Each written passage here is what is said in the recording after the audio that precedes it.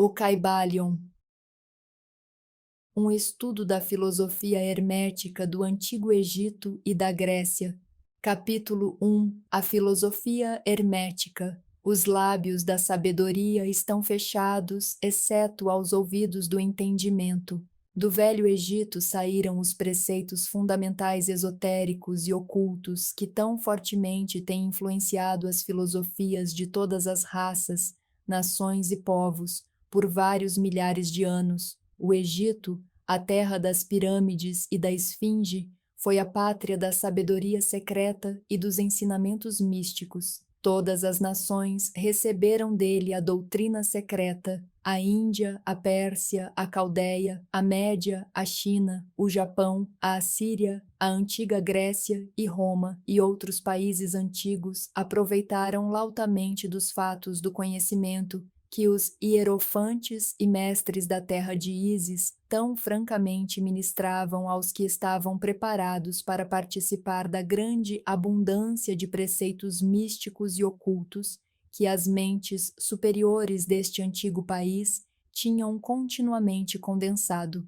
No Antigo Egito viveram os grandes adeptos e mestres que nunca mais foram avantajados e raras vezes foram igualados nos séculos que se passaram desde o tempo do grande Hermes. No Egito estava estabelecida a maior das lojas dos místicos. Pelas portas dos seus templos entraram os neófitos que mais tarde, como hierofantes, adeptos e mestres, se espalharam por todas as partes da terra, levando consigo o precioso conhecimento que possuíam, ansiosos e desejosos de ensiná-lo àqueles que estivessem preparados para recebê-lo.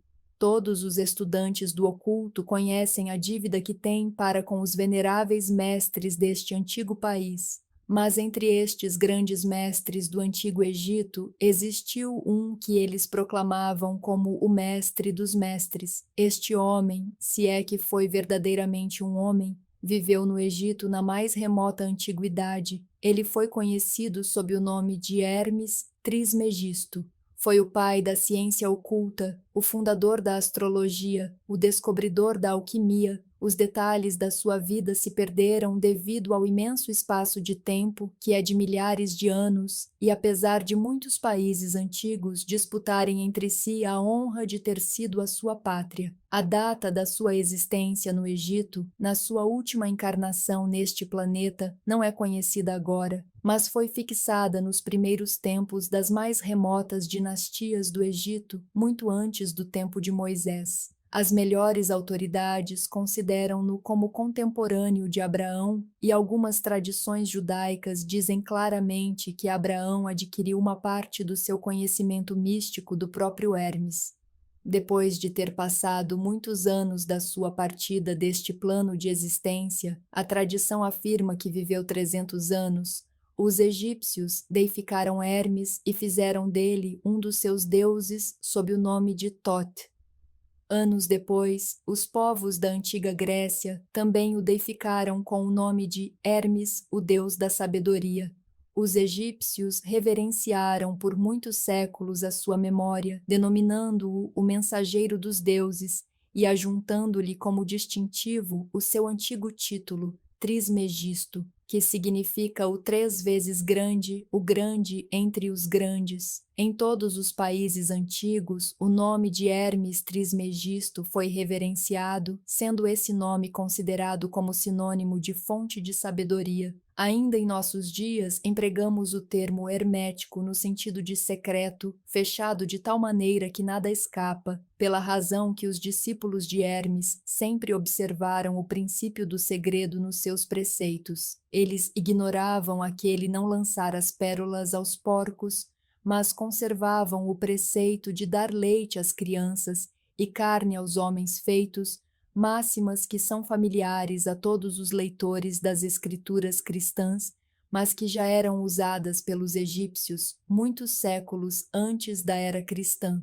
Os preceitos herméticos estão espalhados em todos os países e em todas as religiões, mas não pertencem a nenhuma seita religiosa particular. Isto acontece por causa das advertências feitas pelos antigos instrutores com o fim de evitar que a doutrina secreta fosse cristalizada em um credo. A sabedoria desta precaução é clara para todos os estudantes de história. O antigo ocultismo da Índia e da Pérsia degenerou-se e perdeu-se completamente, porque os seus instrutores tornaram-se padres e misturaram a teologia com a filosofia, vindo a ser, por consequência, o ocultismo da Índia e da Pérsia, gradualmente perdido no meio das massas de religiões, superstições, cultos, credos e deuses. O mesmo aconteceu com a antiga Grécia e Roma e também com os preceitos herméticos dos gnósticos e cristãos primitivos que se perderam no tempo de Constantino e que sufocaram a filosofia com o manto da teologia, fazendo assim a Igreja perder aquilo que era a sua verdadeira essência e espírito, e andar às cegas durante vários séculos antes de tomar o seu verdadeiro caminho. Porque todos os bons observadores deste 20º século dizem que a Igreja está lutando para voltar aos seus antigos ensinamentos místicos.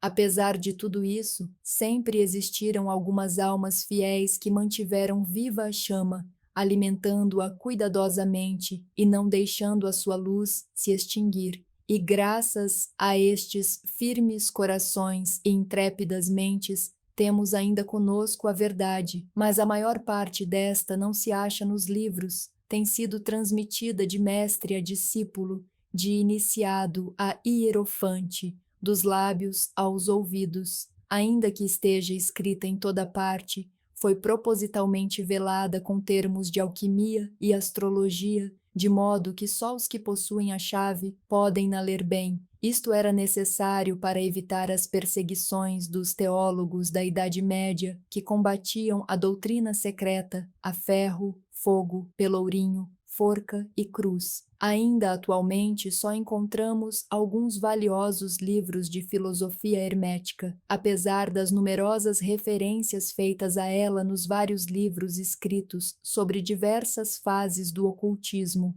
Contudo, a filosofia hermética é a única chave mestra que pode abrir todas as portas dos ensinamentos ocultos. Nos primeiros tempos, existiu uma compilação de certas doutrinas básicas do hermetismo, transmitida de mestre a discípulo, a qual era conhecida sob o nome de Kybalion, cuja significação exata se perdeu durante vários séculos. Este ensinamento é, contudo, conhecido por vários homens a quem foi transmitido dos lábios aos ouvidos, desde muitos séculos. Estes preceitos nunca foram escritos ou impressos até chegarem ao nosso conhecimento. Eram simplesmente uma coleção de máximas, preceitos e axiomas não inteligíveis aos profanos, mas que eram prontamente entendidos pelos estudantes. E, além disso, eram depois explicados e ampliados pelos iniciados hermetistas aos seus neófitos. Estes preceitos constituíam realmente os princípios básicos da arte da alquimia hermética, que, contrariamente ao que geralmente se crê, baseia-se no domínio das forças mentais, em vez de no domínio dos elementos materiais, na transmutação das vibrações mentais em outras, em vez de na mudança de uma espécie de metal em outra. As lendas da pedra filosofal, que transformava qualquer metal em ouro, eram alegorias da filosofia hermética perfeitamente entendidas por todos os estudantes do verdadeiro hermetismo. Neste livro, cuja primeira lição é esta, convidamos os estudantes a examinar os preceitos herméticos, tal como são expostos no Kybalion e explicados por nós, humildes estudantes desses preceitos que, apesar de termos o título de iniciados, somos simples estudantes aos pés de Hermes, o mestre. Nós lhes oferecemos muitos axiomas, máximas e preceitos do Kybalion, acompanhados de explicações e comentários, que cremos servir para tornar os seus preceitos mais compreensíveis ao estudante moderno, principalmente porque o texto original é velado de propósito com termos obscuros. Esperamos que os estudantes a quem oferecemos esta obra possam tirar muito proveito do estudo das suas páginas, como tiraram outros que passaram antes pelo caminho do adeptado, nos séculos decorridos desde o tempo de Hermes Trismegisto, o mestre dos mestres, o 3 vezes grande, diz o Caibalion. Em qualquer lugar que estejam os vestígios do mestre, os ouvidos daquele que estiver preparado para receber o seu ensinamento se abrirão completamente. Quando os ouvidos do discípulo estão preparados para ouvir, então vêm os lábios para os encher com sabedoria. De modo que, de acordo com o indicado, só dará atenção a este livro aquele que tiver uma preparação especial para receber os preceitos que ele transmite, e reciprocamente, quando o estudante estiver preparado para receber a verdade, também este livro lhe aparecerá. Esta é a lei. O princípio hermético de causa e efeito, no seu aspecto de lei de atração, levará os ouvidos para junto dos lábios e o livro para junto do discípulo. Assim são os átomos. Capítulo 2. Os 7 princípios herméticos. Os princípios da verdade são 7. Aquele que os conhece perfeitamente possui a chave mágica com a qual todas as portas do templo podem ser abertas completamente. Os 7 princípios em que se baseia toda a filosofia hermética são os seguintes: o princípio do mentalismo, o princípio de correspondência, o princípio de vibração, o princípio de polaridade, o princípio de ritmo, o princípio de causa e efeito, o princípio de gênero. Estes 7 princípios podem ser discutidos e explicados como vamos fazer nesta lição. Uma pequena explicação de cada um deles pode ser feita agora e é o que vamos fazer. 1. O princípio do mentalismo. O todo é mente, o universo é mental. Este princípio contém a verdade que tudo é mente. Explica que o todo, que é a realidade substancial que se oculta em todas as manifestações e aparências que conhecemos sob o nome de universo material, fenômenos da vida, matéria, energia, numa palavra, sob tudo o que tem aparência aos nossos sentidos materiais, é espírito, é incompreensível e indefinível em si mesmo, mas pode ser considerado como uma mente vivente, infinita e universal. Ensina também que todo o mundo fenomenal ou universo é simplesmente uma criação mental do todo, sujeita às leis das coisas criadas, e que o universo como um todo, em suas partes ou unidades, tem sua existência na mente do todo, em cuja mente vivemos, movemos e temos a nossa existência. Este princípio, estabelecendo a natureza mental do universo, explica todos os fenômenos mentais e psíquicos que ocupam grande parte da atenção pública, e que, sem tal explicação, seriam ininteligíveis e desafiariam o exame científico. A compreensão deste princípio hermético do mentalismo habilita o indivíduo a abarcar prontamente as leis do universo mental e a aplicar o mesmo princípio para a sua felicidade e adiantamento. O estudante hermetista ainda não sabe aplicar inteligentemente a grande lei mental, apesar de empregá-la de maneira casual. Com a chave mestra em seu poder, o estudante poderá abrir as diversas portas do templo psíquico e mental do conhecimento e entrar por elas livre e inteligentemente. Este princípio explica a verdadeira natureza da força, da energia e da matéria, como e por que todas elas são subordinadas ao domínio da mente. Um velho mestre hermético escreveu há muito tempo: aquele que compreende a verdade da natureza mental do universo está bem avançado no caminho do domínio, e estas palavras são tão verdadeiras hoje como no tempo em que foram escritas. Sem esta chave mestra, o domínio é impossível e o estudante baterá em vão nas diversas portas do templo. Antônio 2. O princípio de correspondência. O que está em cima é como o que está embaixo, e o que está embaixo é como o que está em cima. Este princípio contém a verdade que existe uma correspondência entre as leis e os fenômenos dos diversos planos da existência e da vida. O velho axioma hermético diz estas palavras: o que está em cima é como o que está embaixo, e o que está embaixo é como o que está em cima. A compreensão deste princípio dá ao homem os meios de explicar muitos paradoxos obscuros e segredos da natureza. Existem planos fora dos nossos conhecimentos, mas quando lhes aplicamos o princípio de correspondência, chegamos a compreender muita coisa que de outro modo nos seria impossível compreender. Este princípio é de aplicação e manifestação universal nos diversos planos do universo material, mental e espiritual. É uma lei universal. Os antigos hermetistas consideravam este princípio como um dos mais importantes instrumentos mentais, por meio dos quais o homem pode ver além dos obstáculos que encobrem à vista o desconhecido.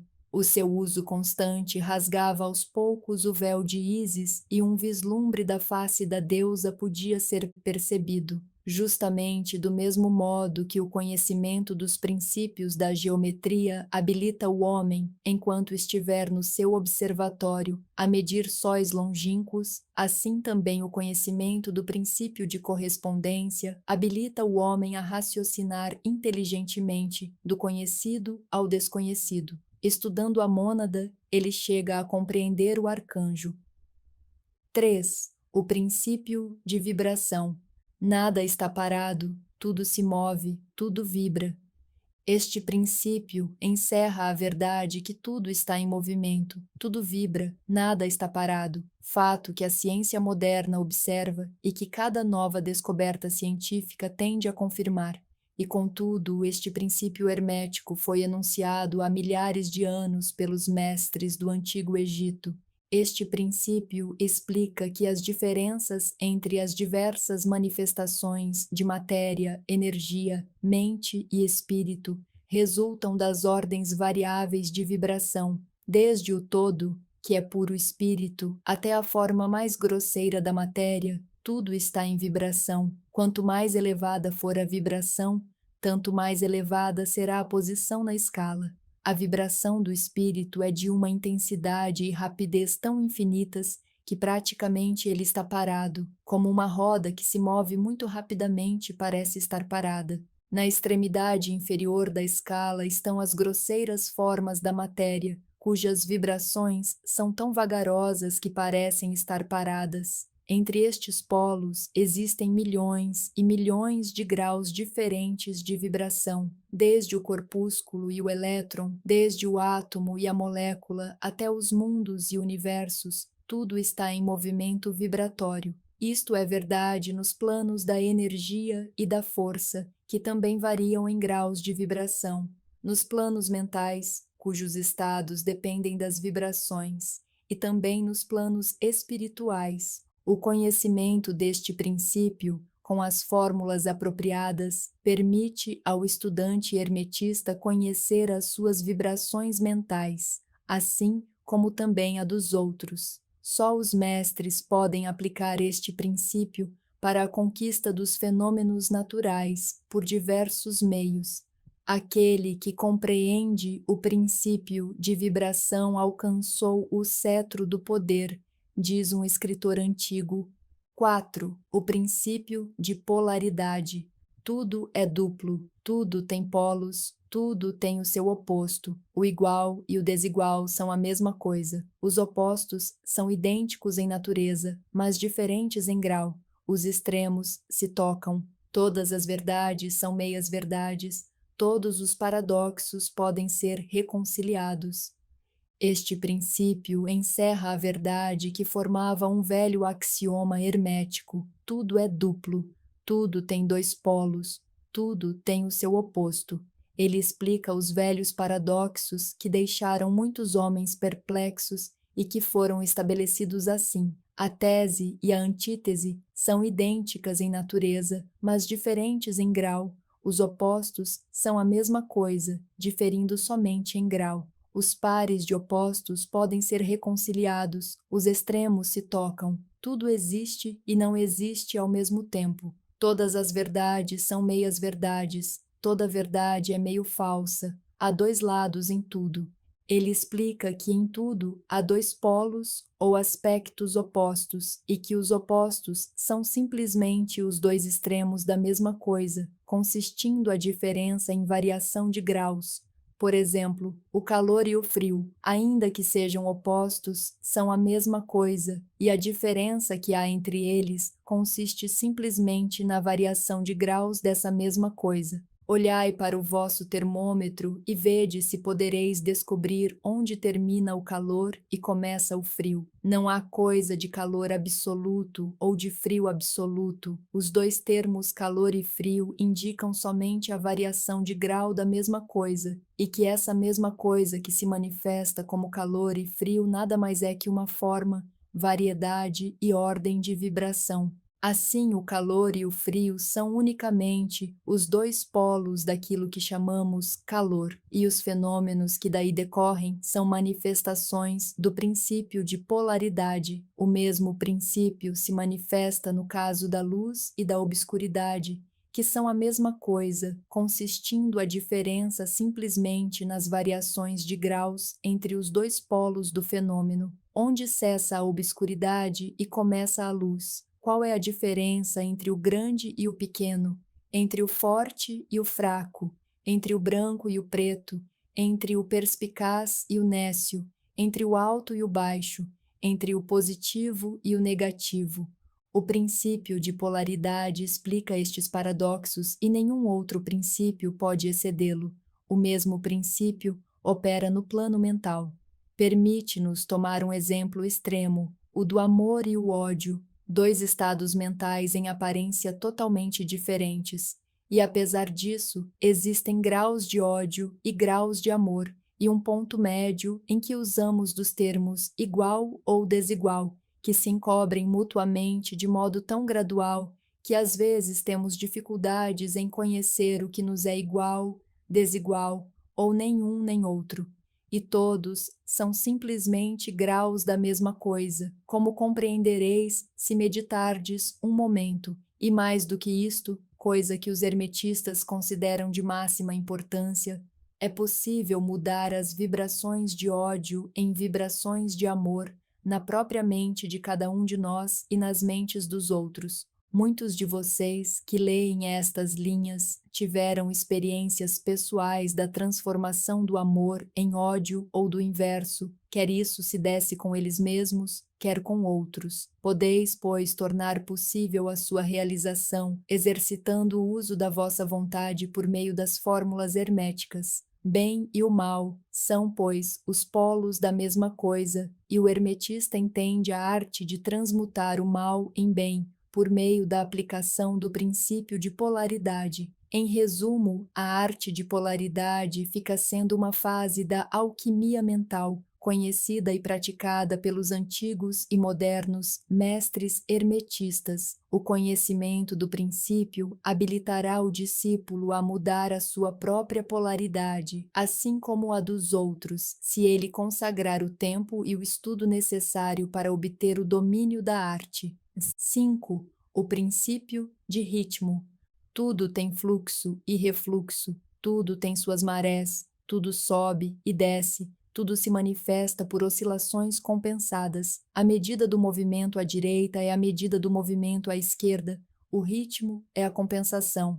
Este princípio contém a verdade que em tudo se manifesta um movimento para diante e para trás, um fluxo e refluxo, um movimento de atração e repulsão, um movimento semelhante ao do pêndulo, uma maré enchente e uma maré vazante, uma maré alta e uma maré baixa, entre os dois polos que existem conforme o princípio de polaridade de que tratamos há pouco. Existe sempre uma ação e uma reação, uma marcha e uma retirada, uma subida e uma descida. Isto acontece nas coisas do universo, nos sóis, nos mundos, nos homens, nos animais, na mente, na energia e na matéria. Esta lei é manifesta na criação e destruição dos mundos, na elevação e na queda das nações, na vida de todas as coisas e, finalmente, nos estados mentais do homem, e é com estes últimos que os hermetistas reconhecem a compreensão do princípio mais importante. Os hermetistas compreenderam este princípio, reconhecendo a sua aplicação universal, e descobriram também certos meios de dominar os seus efeitos no próprio ser com o emprego de fórmulas e métodos apropriados. Eles aplicam a lei mental de neutralização. Eles não podem anular o princípio ou impedir as suas operações, mas aprenderam como se escapa dos seus efeitos na própria pessoa, até um certo grau que depende do domínio deste princípio. Aprenderam como empregá-lo, em vez de serem empregados por ele. Neste e noutros métodos consiste a arte dos hermetistas. O mestre dos hermetistas polariza-se até o ponto em que deseja e então neutraliza a oscilação rítmica pendular que tenderia a arrastá-lo ao outro polo. Todos os indivíduos que atingiram qualquer grau de domínio próprio executam isto até um certo grau, mais ou menos inconscientemente, mas o mestre o faz conscientemente e com o uso da sua vontade, atingindo um grau de equilíbrio e firmeza mental quase impossível de ser acreditado pelas massas populares que vão para diante e para trás como um pêndulo. Este princípio e o da polaridade foram estudados secretamente pelos hermetistas, e os métodos de impedi-los, neutralizá-los e empregá-los formam uma parte importante da alquimia mental do hermetismo. 6. O princípio de causa e efeito. Toda causa tem seu efeito, todo efeito tem sua causa. Tudo acontece de acordo com a lei. O acaso é simplesmente um nome dado a uma lei não reconhecida. Há muitos planos de causalidade, porém, nada escapa à lei. Este princípio contém a verdade que há uma causa para todo o efeito e um efeito para toda a causa. Explica que tudo acontece de acordo com a lei, nada acontece sem razão, não há coisa que seja casual, que, no entanto, existem vários planos de causa e efeito, os planos superiores dominando os planos inferiores, nada podendo escapar completamente da lei. Os hermetistas conhecem a arte e os métodos de elevar-se do plano ordinário de causa e efeito a um certo grau, e por meio da elevação mental a um plano superior tornam-se causadores em vez de efeitos. As massas do povo são levadas para a frente. Os desejos e as vontades dos outros são mais fortes que as vontades delas. A hereditariedade, a sugestão e outras causas exteriores movem-nas como se fossem peões no tabuleiro de xadrez da vida. Mas os mestres, elevando-se ao plano superior, dominam o seu gênio, caráter, suas qualidades, poderes, tão bem como os que o cercam e tornam-se motores em vez de peões. Eles ajudam a jogar o jogo da vida, quer física, quer mental ou espiritual, em vez de serem jogados e movidos por outras vontades e influências. Empregam o princípio em lugar de serem seus instrumentos. Os mestres obedecem à causalidade do plano superior, mas ajudam a governar o nosso plano. Neste preceito está condensado um tesouro do conhecimento hermético. Aprenda-o quem quiser. 7. O princípio de gênero. O gênero está em tudo. Tudo tem o seu princípio masculino e o seu princípio feminino. O gênero se manifesta em todos os planos. Este princípio encerra a verdade que o gênero é manifestado em tudo, que o princípio masculino e o princípio feminino sempre estão em ação. Isto é certo não só no plano físico, mas também nos planos mental e espiritual. No plano físico, este princípio se manifesta como sexo. Nos planos superiores, toma formas superiores, mas é sempre o mesmo princípio. Nenhuma criação, quer física, quer mental ou espiritual, é possível sem este princípio. A compreensão das suas leis poderá esclarecer muitos assuntos que deixaram perplexas as mentes dos homens. O princípio de gênero opera sempre na direção da geração, regeneração e criação. Todas as coisas e todas as pessoas contêm em si os dois elementos deste grande princípio. Todas as coisas masculinas têm também o elemento feminino. Todas as coisas femininas têm o elemento masculino. Se compreender a filosofia da criação, geração e regeneração mentais, podereis estudar e compreender este princípio hermético. Ele contém a solução de muitos mistérios da vida. Nós vos advertimos que este princípio não tem relação alguma com as teorias e práticas luxuriosas, perniciosas e degradantes, que têm títulos empolgantes e fantásticos, e que nada mais são do que a prostituição do grande princípio natural de gênero. Tais teorias, baseadas nas antigas formas infamantes do falicismo, tendem a arruinar a mente, o corpo e a alma, e a filosofia hermética sempre publicou notas severas contra estes preceitos que tendem à luxúria, depravação e perversão dos princípios da natureza. Se desejais tais ensinamentos, podeis procurá-los noutra parte. O hermetismo nada contém nestas linhas que sirva para vós. Para aquele que é puro, todas as coisas são puras. Para os vis, todas as coisas são vis e baixas. Capítulo 3. A transmutação mental.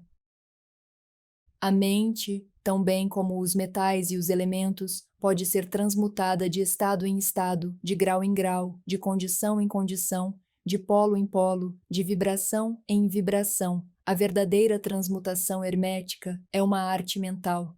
Como dissemos, os hermetistas eram os antigos alquimistas, astrólogos e psicólogos, tendo sido Hermes o fundador destas escolas de pensamento. Da astrologia nasceu a moderna astronomia, da alquimia nasceu a moderna química, da psicologia mística nasceu a moderna psicologia das escolas. Mas não se pode supor que os antigos ignoravam aquilo que as escolas modernas pretendem ter como propriedade exclusiva e especial. As memórias gravadas nas pedras do Antigo Egito mostram claramente que os antigos tinham um grande conhecimento de astronomia, a verdadeira construção das pirâmides, representando a relação entre o seu desenho e o estudo da ciência astronômica. Não ignoravam a química, porque os fragmentos dos antigos escritos mostram que eles conheciam as propriedades químicas das coisas. Com efeito, as antigas teorias relativas à física vão sendo vagarosamente verificadas pelas últimas descobertas da ciência moderna, principalmente as que se referem à constituição da matéria. Não se deve crer que eles ignoravam as chamadas descobertas modernas em psicologia. Pelo contrário, os egípcios eram especialmente versados na ciência da psicologia, particularmente nos ramos que as modernas escolas ignoram, que não obstante têm sido encobertos sob o nome de ciência psíquica, com a confusão dos psicólogos da atualidade fazendo-lhes com repugnância admitir que afinal pode haver alguma coisa nela. A verdade é que, sob a química material, a astronomia e a psicologia, que é a psicologia na sua fase de ação do pensamento, os antigos possuíam um conhecimento da astronomia transcendente, chamada astrologia, da química transcendente, chamada alquimia, da psicologia transcendente, chamada psicologia mística. Possuíam o conhecimento interno como o conhecimento externo, sendo o último o único possuído pelos cientistas modernos. Entre os muitos ramos secretos de conhecimento possuídos pelos hermetistas, estava o conhecido sob o nome de transmutação mental, que forma a exposição material desta lição. Transmutação é um termo usualmente empregado para designar a antiga arte da transmutação dos metais, particularmente dos metais impuros em ouro. A palavra transmutar significa mudar de uma natureza, forma ou substância em outra, transformar, Webster, e da mesma forma, transmutação mental significa a arte de transformar e de mudar os estados, as formas e as condições mentais em outras. Assim, podeis ver que a transmutação mental é a arte da química mental, ou, se preferir, uma forma da psicologia mística prática. Porém, estas significações estão muito longe de serem o que exteriormente parecem. A transmutação, alquimia ou química, no plano mental, é certamente muito importante nos seus efeitos, e se a arte cessou agora, assim mesmo não pode deixar de ser um dos mais importantes ramos de estudos conhecidos pelos homens. Mas isto é simplesmente o princípio. Vejamos a razão.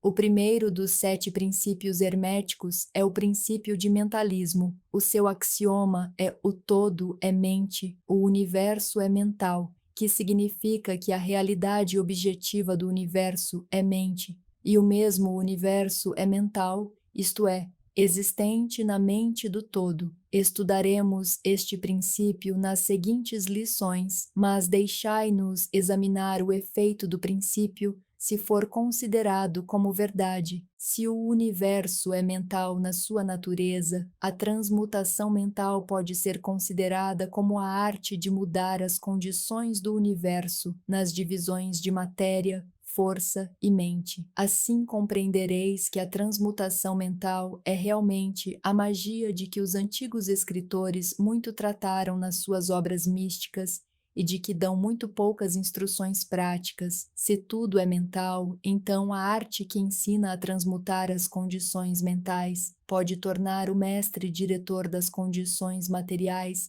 tão bem como das condições chamadas ordinariamente mentais.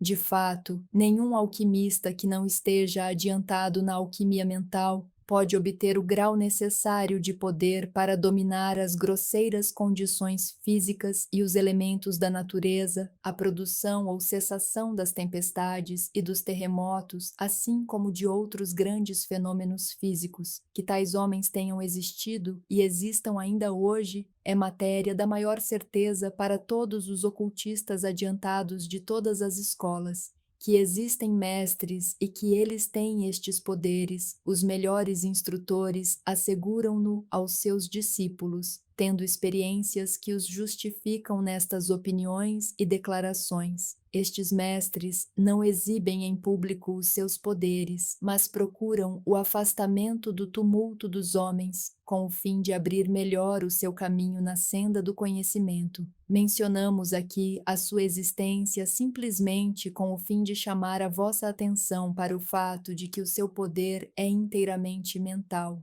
e de que eles operam conforme as linhas da mais elevada transmutação mental e em conformidade com o princípio hermético do mentalismo.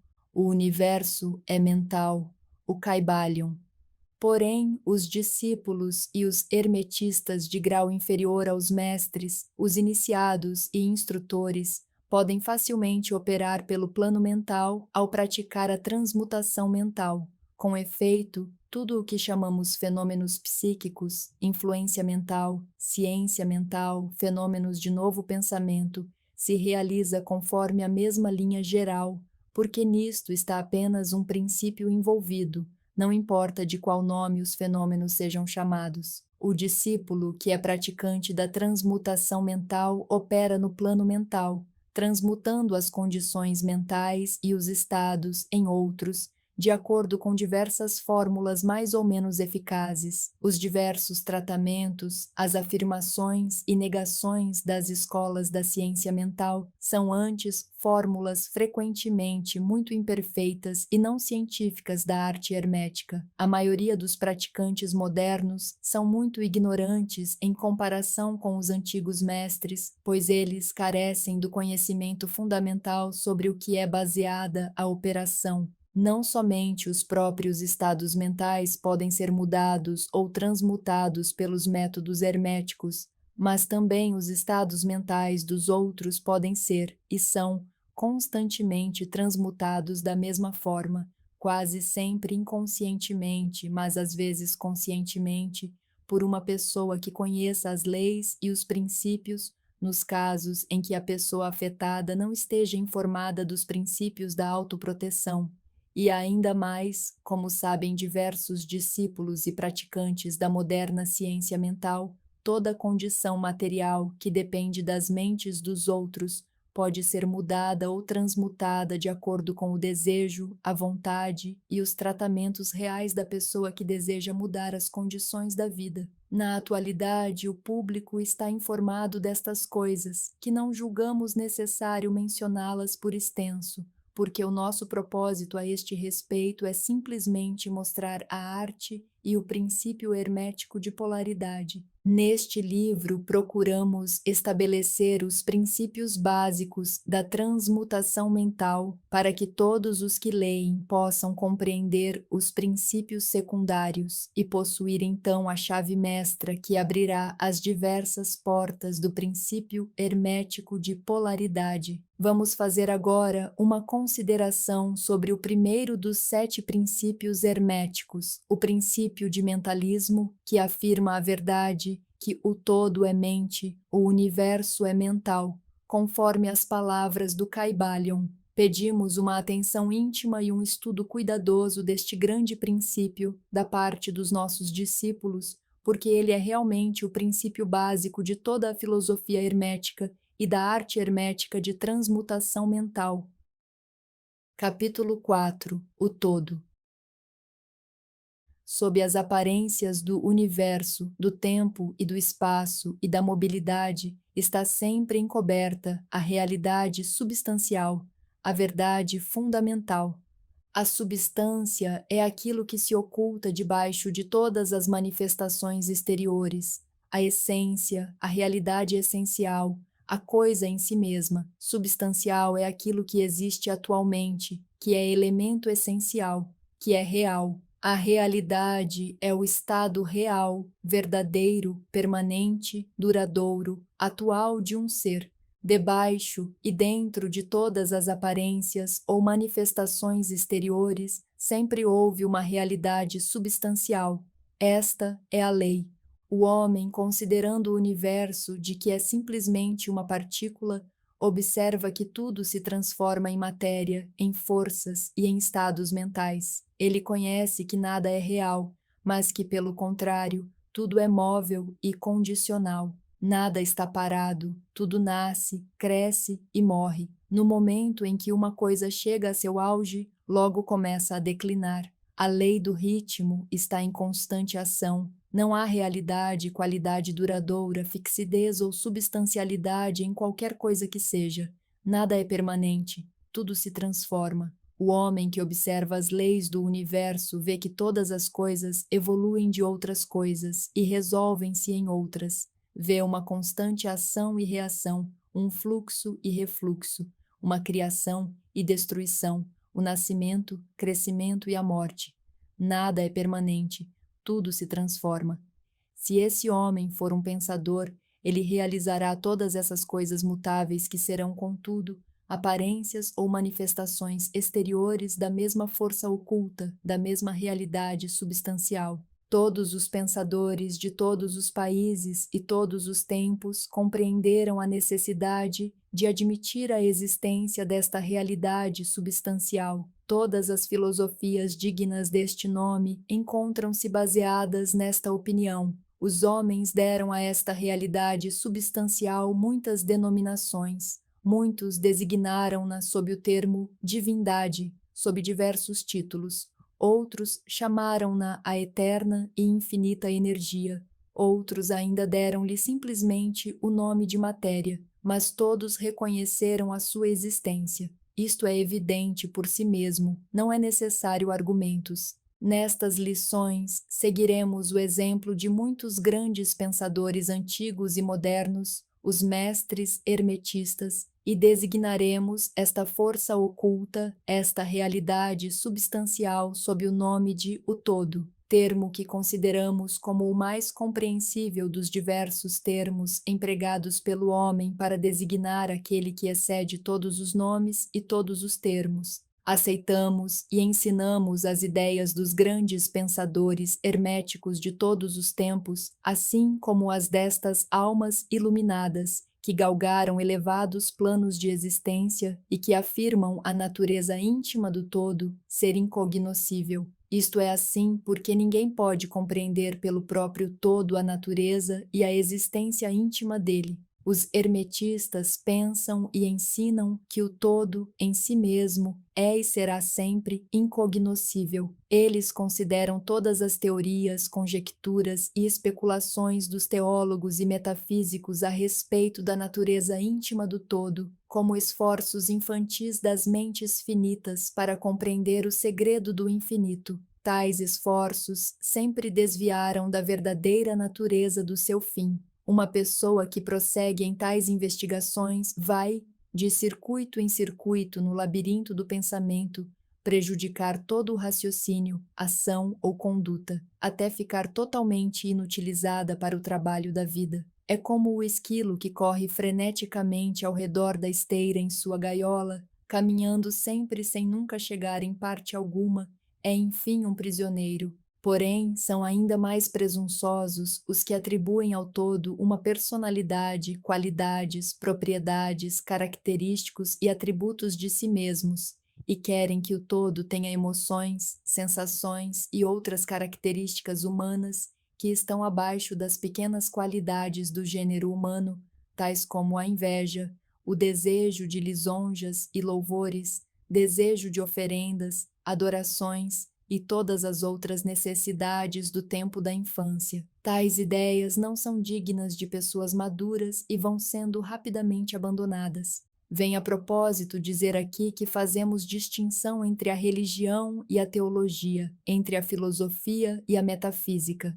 A religião, para nós, é a realização institucional da existência do todo e sua relação para com ele, ao passo que a teologia representa o esforço do homem em atribuir-lhe personalidade, qualidades e características, as teorias a respeito dos seus negócios, planos, desejos e vontades, e as apropriações de tudo isso para o ofício de mediadores entre o todo e o povo. A filosofia é para nós a investigação de acordo com o conhecimento das coisas conhecíveis e concebíveis, ao passo que a metafísica é o intento de levar a investigação às regiões incognoscíveis e inconcebíveis e além dos seus limites, com a mesma tendência que a teologia. Por conseguinte, a religião e a filosofia são para nós coisas que têm o seu princípio na realidade, ao passo que a teologia e a metafísica parecem delgados caniços, enraizados na areia movediça da ignorância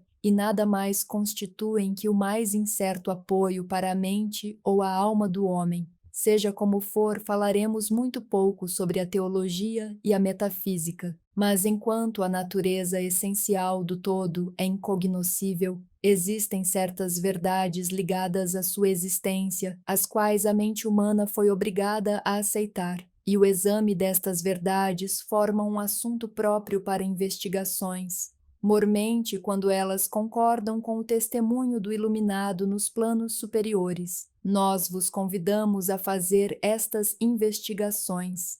Aquele que é a verdade fundamental, a realidade substancial, está fora de uma verdadeira denominação, mas o sábio chama-o todo. Em sua essência, o todo é desconhecido. Mas os testemunhos da razão devem ser bem recebidos e tratados com respeito. A razão humana, cujos testemunhos devemos aceitar ao raciocinar sobre alguma coisa, nos diz o seguinte a respeito do todo, mas sem pretender levantar o véu do desconhecido. 1. O todo é tudo o que é real. Nada pode existir fora do todo, porque do contrário o todo não seria mais o todo. 2. O todo é infinito, porque não há quem defina, restrinja e limite o todo. É infinito no tempo ou eterno, existiu sempre sem cessar, porque nada há que o pudesse criar, e se ele não tivesse existido, não podia existir agora. Existirá perpetuamente, porque não há quem o destrua, e ele não pode deixar de existir, porque aquilo que é alguma coisa não pode ficar sendo nada. É infinito no espaço, está em toda parte, porque não há lugar fora do todo. É contínuo no espaço sem cessação, separação ou interrupção, porque nada há que separe, divida ou interrompa a sua continuidade, e nada há para preencher lacunas. É infinito ou absoluto em poder, porque não há nada para limitá-lo, restringi-lo ou acondicioná-lo. Não está sujeito a nenhum outro poder, porque não há outro poder. 3. O todo é imutável, ou seja, não está sujeito a mudanças em sua natureza real. Nada há que possa operar mudanças nele. Nada há em que possa ser mudado, nem nada que tenha sido mudado. Não pode ser aumentado, nem diminuído, nem ficar maior ou menor em qualquer aspecto. Ele sempre foi e sempre será, tal como é agora, o todo. Nada houve, nada há e nada haverá em que ele possa ser mudado. O todo, sendo infinito, absoluto, eterno e imutável, segue-se que tudo o que é finito, passageiro, condicional, imutável, não é o todo. E como não há nada real fora do todo, todas as coisas finitas não são reais. Não deveis ficar admirados e espantados das nossas palavras. Não queremos levar-vos à ciência cristã sob a cobertura da filosofia hermética. Há uma reconciliação deste estado de coisas aparentemente contraditório. Seja paciente, chegaremos a tempo. Vemos ao nosso redor aquilo a que se dá o nome de matéria, que constitui o fundamento físico de todas as formas. Será o todo apenas matéria? Absolutamente não. A matéria não é capaz de manifestar a vida ou a mente, e uma vez que a vida e a mente se manifestam no universo, o todo não pode ser matéria, pois nada pode elevar-se acima de sua própria origem. Nada jamais se manifesta como efeito que não esteja na causa. Nada existe como consequência que já não seja antecedente, e a ciência moderna nos informa que, na verdade, não existe nenhuma coisa que se possa chamar de matéria. O que chamamos de matéria é simplesmente uma energia ou força interrompida, isto é, energia ou força com baixo grau de vibração. Como afirmou recentemente um autor, a matéria fundiu-se em mistério. Até a ciência material abandonou a teoria da matéria e agora repousa sobre a base da energia. Então, o todo é mera energia ou força, nem energia nem força, do modo como os materialistas usam os termos, pois sua energia e força são coisas cegas, mecânicas, privadas de vida ou mente. A vida ou a mente não pode evoluir da energia ou força cega, pela razão que demos há pouco. Nada pode elevar-se acima de sua própria origem, nada evolui que não tenha evoluído, nada jamais se manifesta como efeito que não esteja na causa. Portanto, o todo não pode ser mera energia ou força, pois, se assim fosse, não haveria na existência coisas tais como vida e mente, e sabemos que não é assim, pois estamos vivos e usamos a mente para examinar essa mesma questão, do mesmo modo como estão os que afirmam que tudo é energia ou força, que é, pois, que sabemos existir no universo, que é superior à matéria ou energia, vida e mente, a vida e a mente em todos os seus diversos graus de desdobramento. Então, querem nos dizer que o todo é vida e mente? Sim e não, é nossa resposta. Se entendeis a vida e a mente como nós pobres mortais as conhecemos, diremos, não, o todo não é isto. Mas que natureza de vida e de mente queres significar? Direis vós. A resposta é a infinitamente vivente, tão acima do que os mortais entendem por essas palavras, como a vida e a mente são maiores do que as forças mecânicas ou a matéria. Infinitamente vivente, em comparação com a finita vida e mente. Queremos dizer o que as almas ilusórias significam quando pronunciam com reverência a palavra espírito. O todo é a infinitamente vivente, os iluminados chamam-na de espírito. Capítulo 5. O universo mental. O universo é mental, contido na mente do todo. O todo é espírito, mas o que é o espírito? Essa pergunta não tem resposta, uma vez que sua definição é praticamente a mesma do todo, que não pode ser explicado nem definido.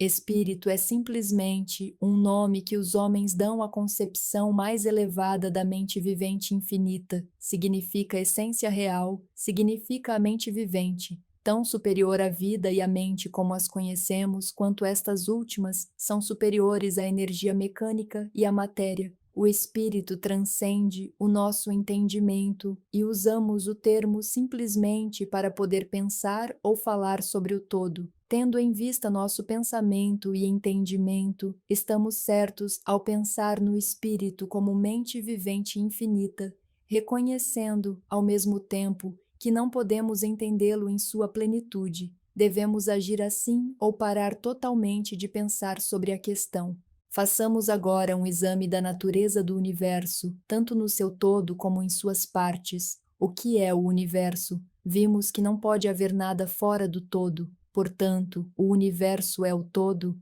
Não, isso não é possível, porque o universo parece ser constituído de muitas coisas e está em constante processo de mutação. Em outras palavras, não se ajusta às ideias que estamos compelidos a aceitar a respeito do todo, como deixamos claro em nossa última lição. Portanto, se o universo não é o todo, ele deve ser o nada, e esta é a conclusão inevitável da mente num primeiro momento. Contudo, não podemos ficar satisfeitos com essa resposta, porque somos conscientes da existência do universo. Portanto, se o universo não é o todo, nem o nada, o que poderá ser? Examinemos mais detalhadamente essa questão. Se o universo existe ou parece existir, ele deve proceder de alguma maneira do todo, deve ser uma criação do todo. Porém, como é impossível que alguma coisa seja criada a partir do nada, o que pode estar na base da criação do todo? Alguns filósofos responderam a essa pergunta dizendo que o todo criou o universo a partir de si mesmo, isto é, a partir do ser e da substância do todo. Mas isso não nos será útil, pois o todo não pode ser subtraído ou dividido, como já vimos aqui. E então, repetindo, se isso fosse verdade, cada partícula do universo não poderia ignorar seu próprio ser, o todo. O todo não poderia perder a consciência de si mesmo, nem tampouco converter-se num átomo, numa força cega ou numa coisa de existência desprezível. Alguns homens, na verdade, convencendo-se de que o todo é realmente tudo e também reconhecendo sua própria existência enquanto homens, apressaram-se a concluir que eles e o todo eram idênticos, proclamando, em altos brados, "Eu sou Deus", para o divertimento da multidão e o lamento dos sábios. A reivindicação de um corpúsculo de que eu sou homem seria modesta em comparação. Mas o que é, na verdade, o universo, uma vez que não é o todo, nem foi criado pelo todo, quando este se separou em fragmentos? Que outra coisa poderá ser? De que outra coisa poderá ter sido feito? Esta é a grande questão. Examinemo-la cuidadosamente. Sabemos que o princípio da correspondência vem aqui em nosso auxílio. O velho axioma hermético, assim em cima como embaixo, pode ser posto a nosso serviço neste ponto. Tentemos obter um vislumbre das operações nos planos superiores mediante o exame dos nossos próprios planos. O princípio da correspondência deve aplicar-se tanto a este como a outros problemas. Vejamos, no seu próprio plano de existência, como é que o homem cria. Bem, em primeiro lugar, ele pode criar fazendo algumas coisas a partir de materiais externos, mas isso de nada servirá, pois não há materiais fora do todo com os quais possa criar. Bem, em segundo lugar, o homem procria ou reproduz sua espécie pelo processo de geração, que é uma multiplicação pessoal obtida transferindo-se uma parte de sua substância à sua prole. Mas isso também de nada servirá, porque o todo não pode transferir ou subtrair uma parte de si mesmo, assim como não é capaz de reproduzir-se ou multiplicar-se. No primeiro caso, haveria um descarte, e no segundo caso, uma multiplicação ou adição ao todo, duas coisas que seriam absurdas. Não há um terceiro modo que permita ao homem criar? Sim, ele cria mentalmente, e ao fazê-lo não usa nenhum material exterior, nem reproduz a si próprio, e ainda assim seu espírito impregna a criação mental.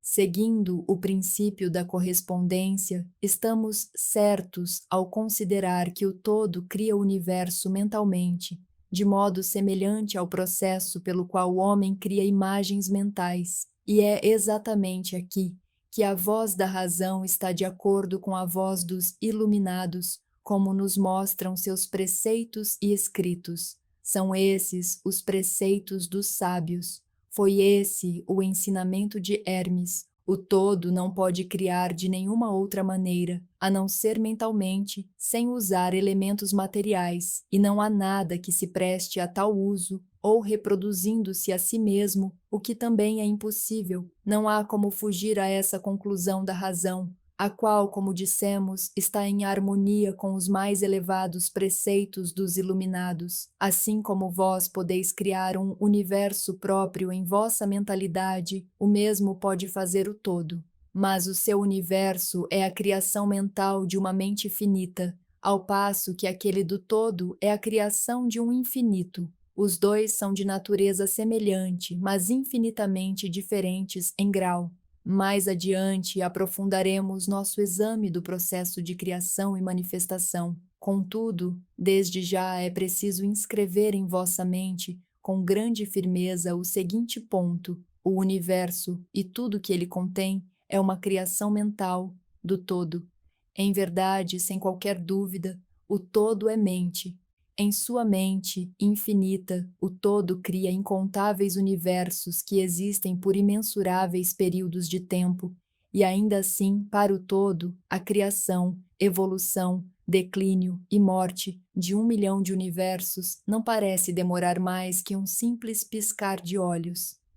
A mente infinita do todo é a matriz do universo. O princípio de gênero manifesta-se em todos os planos da vida material, mental e espiritual. Porém, como já dissemos, gênero não significa sexo. Sexo é simplesmente uma manifestação material de gênero. Gênero significa relativo à geração ou criação, e onde qualquer coisa for gerada ou criada, em qualquer plano, o princípio de gênero deve se manifestar. E isso é igualmente verdadeiro na criação de universos. Contudo, você não deve concluir apressadamente que estamos ensinando que existe um Deus, ou Criador, masculino ou feminino. Essa ideia não passa de uma deturpação dos antigos preceitos sobre o assunto. O verdadeiro ensinamento é que, em si mesmo, o todo está acima do gênero, assim como está acima de qualquer outra lei, inclusive daquelas que regem o tempo e o espaço. Ele é a lei de onde procedem todas as leis, e não se submete a elas. Porém, quando o todo se manifesta no plano de geração ou criação, sua postura harmoniza-se com a lei e o princípio, uma vez que está se movendo sobre um plano inferior de existência, e por conseguinte, é evidente que manifesta o princípio de gênero em seus aspectos masculino e feminino sobre o plano mental. Essa ideia pode parecer alarmante a alguns leitores que dela tomam conhecimento pela primeira vez, mas, na verdade, todos eles já a aceitaram passivamente em suas concepções cotidianas. Falam sobre a paternidade de Deus e a maternidade da natureza, sobre Deus, o Divino Pai, e a natureza, a Mãe Universal, e ao fazê-lo, reconhecem instintivamente o princípio de gênero no universo. Não é verdade? Contudo, a doutrina hermética não implica uma dualidade real. O todo é um, os dois aspectos são meros aspectos de manifestação. O ensinamento é que o princípio masculino manifestado pelo todo se encontra, em certo sentido, separado da verdadeira criação mental do universo. Ele projeta seu desejo no princípio feminino que pode ser chamado de natureza, em consequência do que este último inicia o verdadeiro trabalho da evolução do universo, de simples centros de atividade até o homem, e depois, subindo ainda mais, tudo de acordo com leis da natureza, bem estabelecidas e rigorosamente aplicadas. Se o leitor preferir os antigos modos de expressão, poderá considerar o princípio masculino como Deus, o Pai, e o princípio feminino como natureza, a Mãe Universal, de cuja fonte todas as coisas foram geradas. Isso é mais que uma figura poética da linguagem, é uma ideia do verdadeiro processo de criação do universo. Mas ele deverá ter sempre em mente que o todo não é senão um, e que em sua mente infinita o universo é gerado, criado e existe concretamente. A aplicação da lei da correspondência ao leitor e à sua própria mente poderá ajudá-lo a chegar à ideia apropriada. Sabe-se que, em certo sentido, aquilo que uma pessoa chama de eu permanece à parte e testemunha a criação de imagens mentais em sua própria mente. A parte de sua mente em que se realiza a geração mental pode ser chamada de eu inferior, para distingui-la do eu que permanece à parte e testemunha e examina os pensamentos, ideias e imagens do eu inferior. Não devemos nos esquecer de que, assim em cima como embaixo, nem de que os fenômenos de um plano podem ser empregados na solução dos enigmas de planos superiores ou inferiores. Será estranho que o leitor, o filho, sinta essa reverência instintiva pelo todo, sentimento que chamamos de religião. Esse respeito e reverência pela mente pai, será estranho que, ao considerar as obras e as maravilhas da natureza, ele seja dominado por uma poderosa sensação cujas raízes se encontram nos recessos mais profundos de seu ser?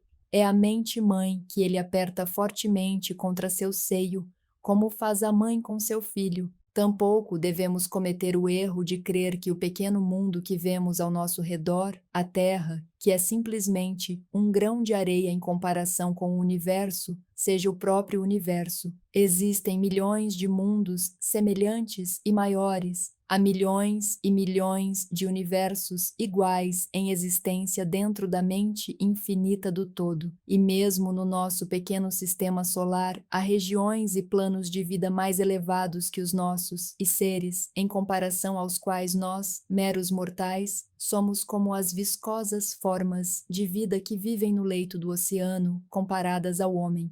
Há seres com poderes e qualidades muito superiores aos que o homem jamais sonhou que pudessem ser posse e atributo dos deuses. Não obstante, esses seres foram outrora como vós e ainda mais inferiores. Com o tempo, porém, seremos iguais a eles, ou mesmo superiores, porque esse é o destino do homem, como dizem os iluminados.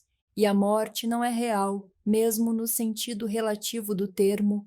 Ela nada mais é que o nascimento para uma nova vida. Subiremos mais alto, cada vez mais alto, em direção a planos de vida cada vez mais elevados, por períodos imensuráveis de tempo. O universo é nossa morada e exploraremos seus mais profundos recessos antes do fim dos tempos. Habitamos a mente infinita do todo e nossas possibilidades e oportunidades são infinitas, tanto no tempo como no espaço, e ao fim do grande ciclo de eons, quando o todo atrair a si todas as suas criações, seguiremos com alegria, pois então nos será dada a conhecer a verdade total de ser um com o todo. Assim falam os iluminados, aqueles que avançaram muito ao longo do caminho, e enquanto isso, descansemos com paz e serenidade, estaremos seguros e protegidos pelo poder infinito da mente Pai-Mãe. Dentro da mente Pai-Mãe, os filhos mortais estão em sua casa. No universo não há ninguém que não tenha pai ou mãe. Capítulo 6. O paradoxo divino. Os falsos sábios, reconhecendo a irrealidade comparativa do universo, imaginam que podem desafiar suas leis. Estes são loucos, vãos e presunçosos que se arrebentam contra as rochas e são despedaçados pelos elementos devido à sua loucura. O verdadeiro sábio, conhecedor da natureza do universo, emprega a lei contra as leis, o superior contra o inferior, e pela arte da alquimia, transmuta as coisas indesejáveis no que é precioso, o que o faz triunfar. O domínio não consiste em sonhos anormais, em visões e ideias fantásticas, mas sim no uso das forças superiores contra as inferiores, escapando dos sofrimentos dos planos inferiores mediante vibrações nos planos superiores. A transmutação, e não a negação presunçosa, é a arma do mestre. Este é o paradoxo do universo, que resulta do princípio da polaridade que se manifesta quando o todo começa a criar. É preciso segui-lo com atenção, pois assinala a diferença entre a falsa e a verdadeira sabedoria. Quanto ao todo infinito, o universo, suas leis, seus poderes, sua vida e seus fenômenos são como coisas testemunhadas no estado de meditação ou sonho. Para tudo o que é finito, porém, o universo deve ser tratado como real, e a vida, a ação e o pensamento devem ser baseados nele, de modo a concordar com um entendimento da verdade superior, cada qual de acordo com seu próprio plano e leis. Se o todo fosse imaginar que o universo fosse de fato real, então pobre do universo, pois ele não teria nenhuma rota de fuga do inferior para o superior em direção ao divino, e desse modo o universo se tornaria fixo e o progresso passaria a ser uma impossibilidade. E se o homem, devido a uma falsa sabedoria, considerar as ações, as vidas e os pensamentos do universo como um mero sonho, semelhante aos seus próprios sonhos finitos, esse universo se tornaria verdadeiramente assim para ele, e como um sonâmbulo que gira em falso e tropeça num círculo vicioso, sem fazer nenhum progresso e vendo-se forçado ao final a despertar ferido e vertendo sangue,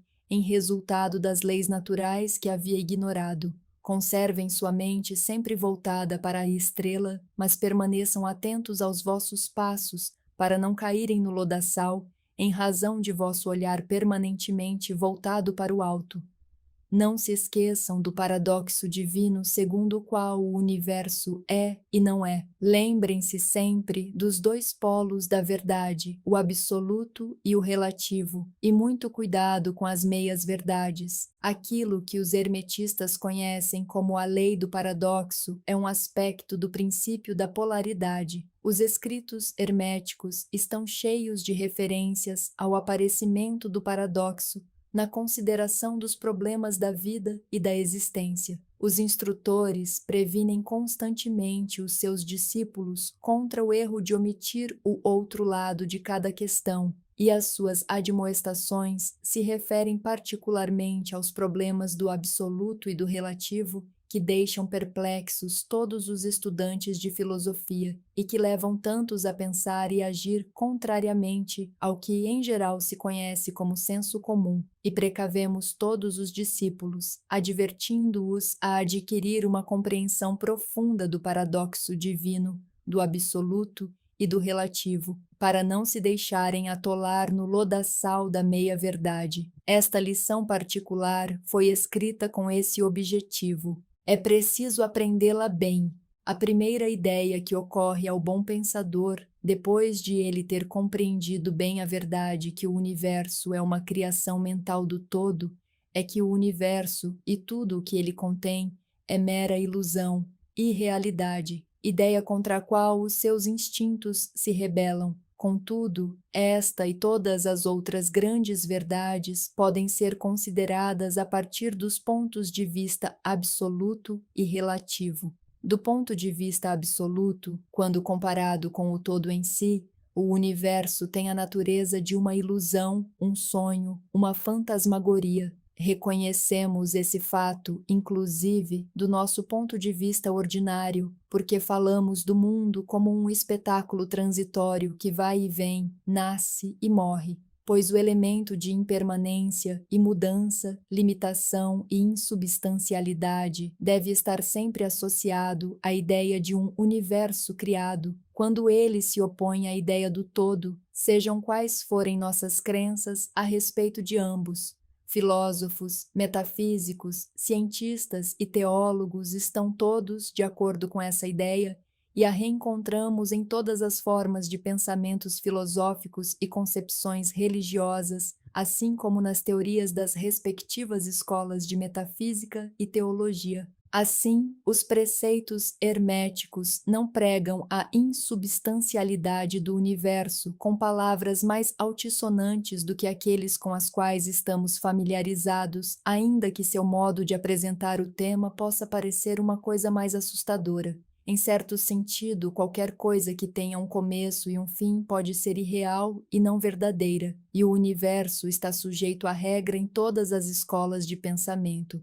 Do ponto de vista absoluto, nada há de real a não ser o todo, sejam quais forem os termos que usemos em nossas reflexões ou discussões sobre o tema. Quer o universo seja criado de matéria, quer seja uma criação mental na mente do todo, ele é insubstancial, impermanente, uma coisa de tempo, espaço e mudança. O leitor deve compreender esse fato em sua totalidade antes de emitir qualquer juízo de valor sobre a concepção hermética da natureza mental do universo.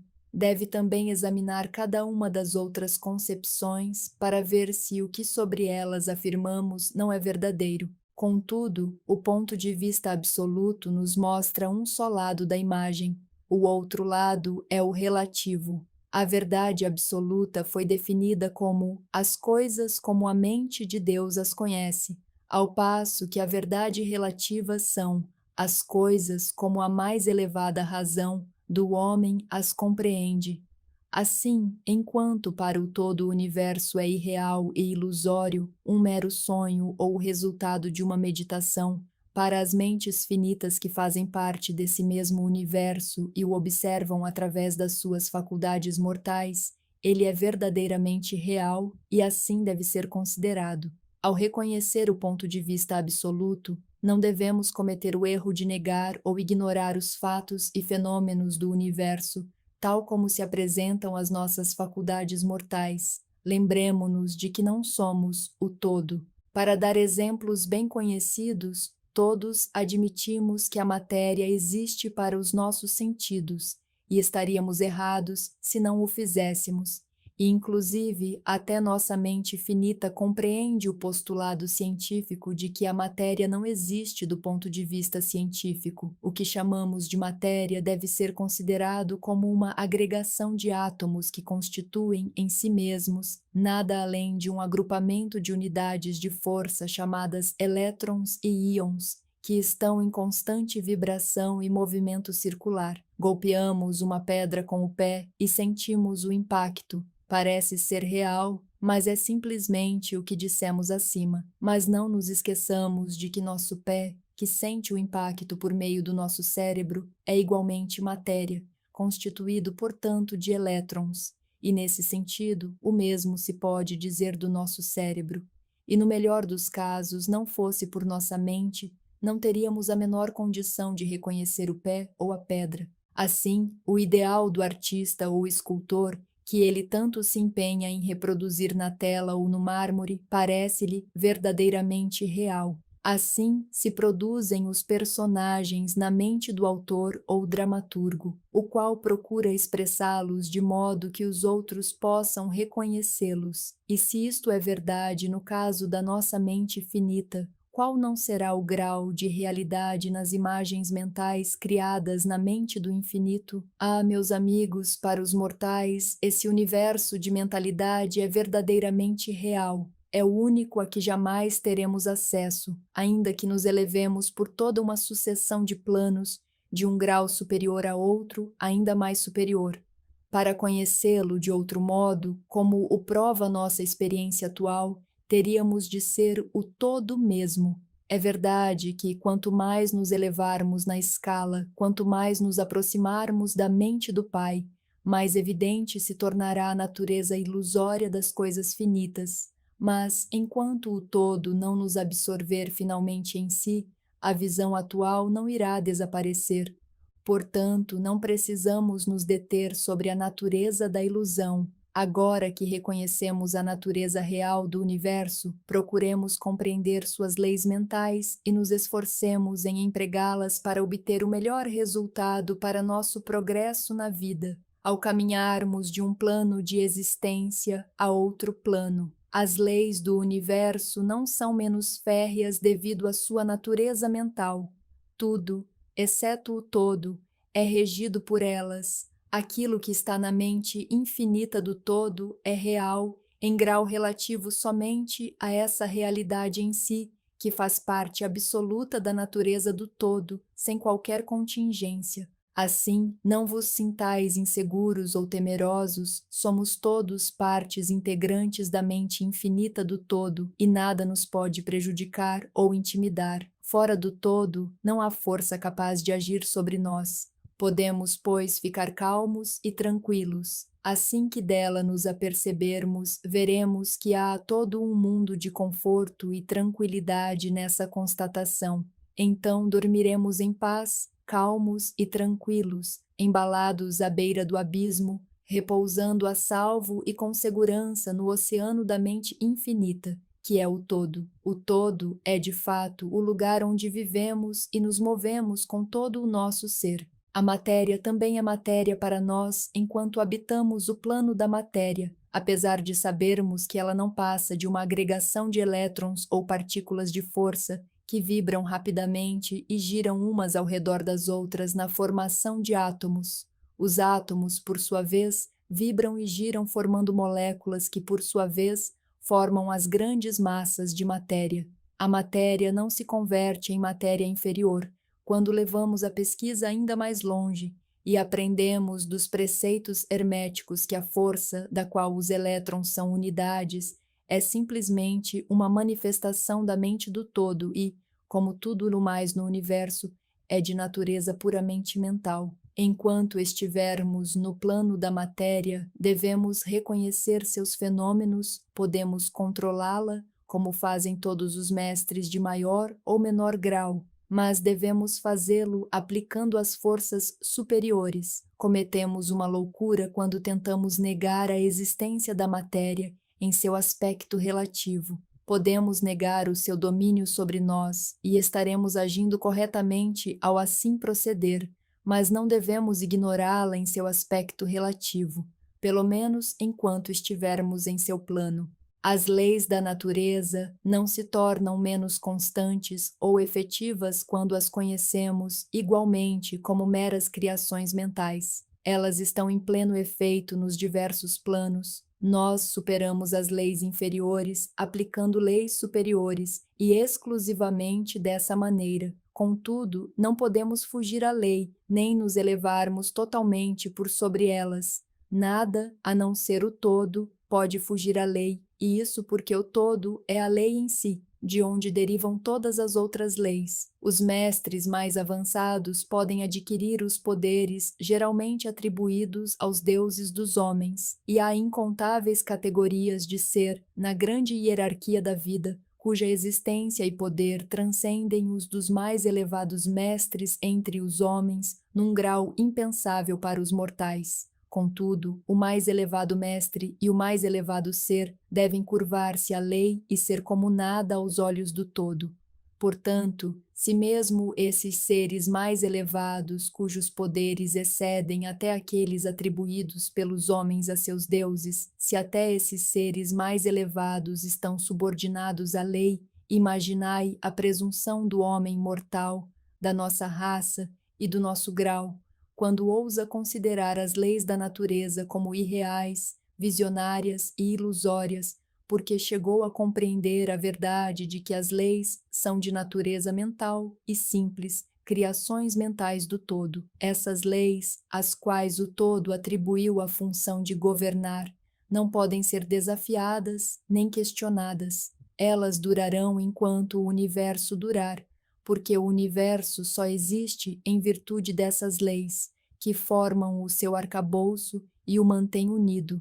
Embora explique a verdadeira natureza do universo mediante o princípio de que tudo é mental, o princípio hermético do mentalismo não muda as concepções científicas do universo, da vida ou da evolução. Com efeito, a ciência simplesmente corrobora os preceitos herméticos. Esses preceitos ensinam que a natureza do universo é mental, enquanto a ciência moderna ensina que é material, ou nos últimos tempos que é energia, em última análise.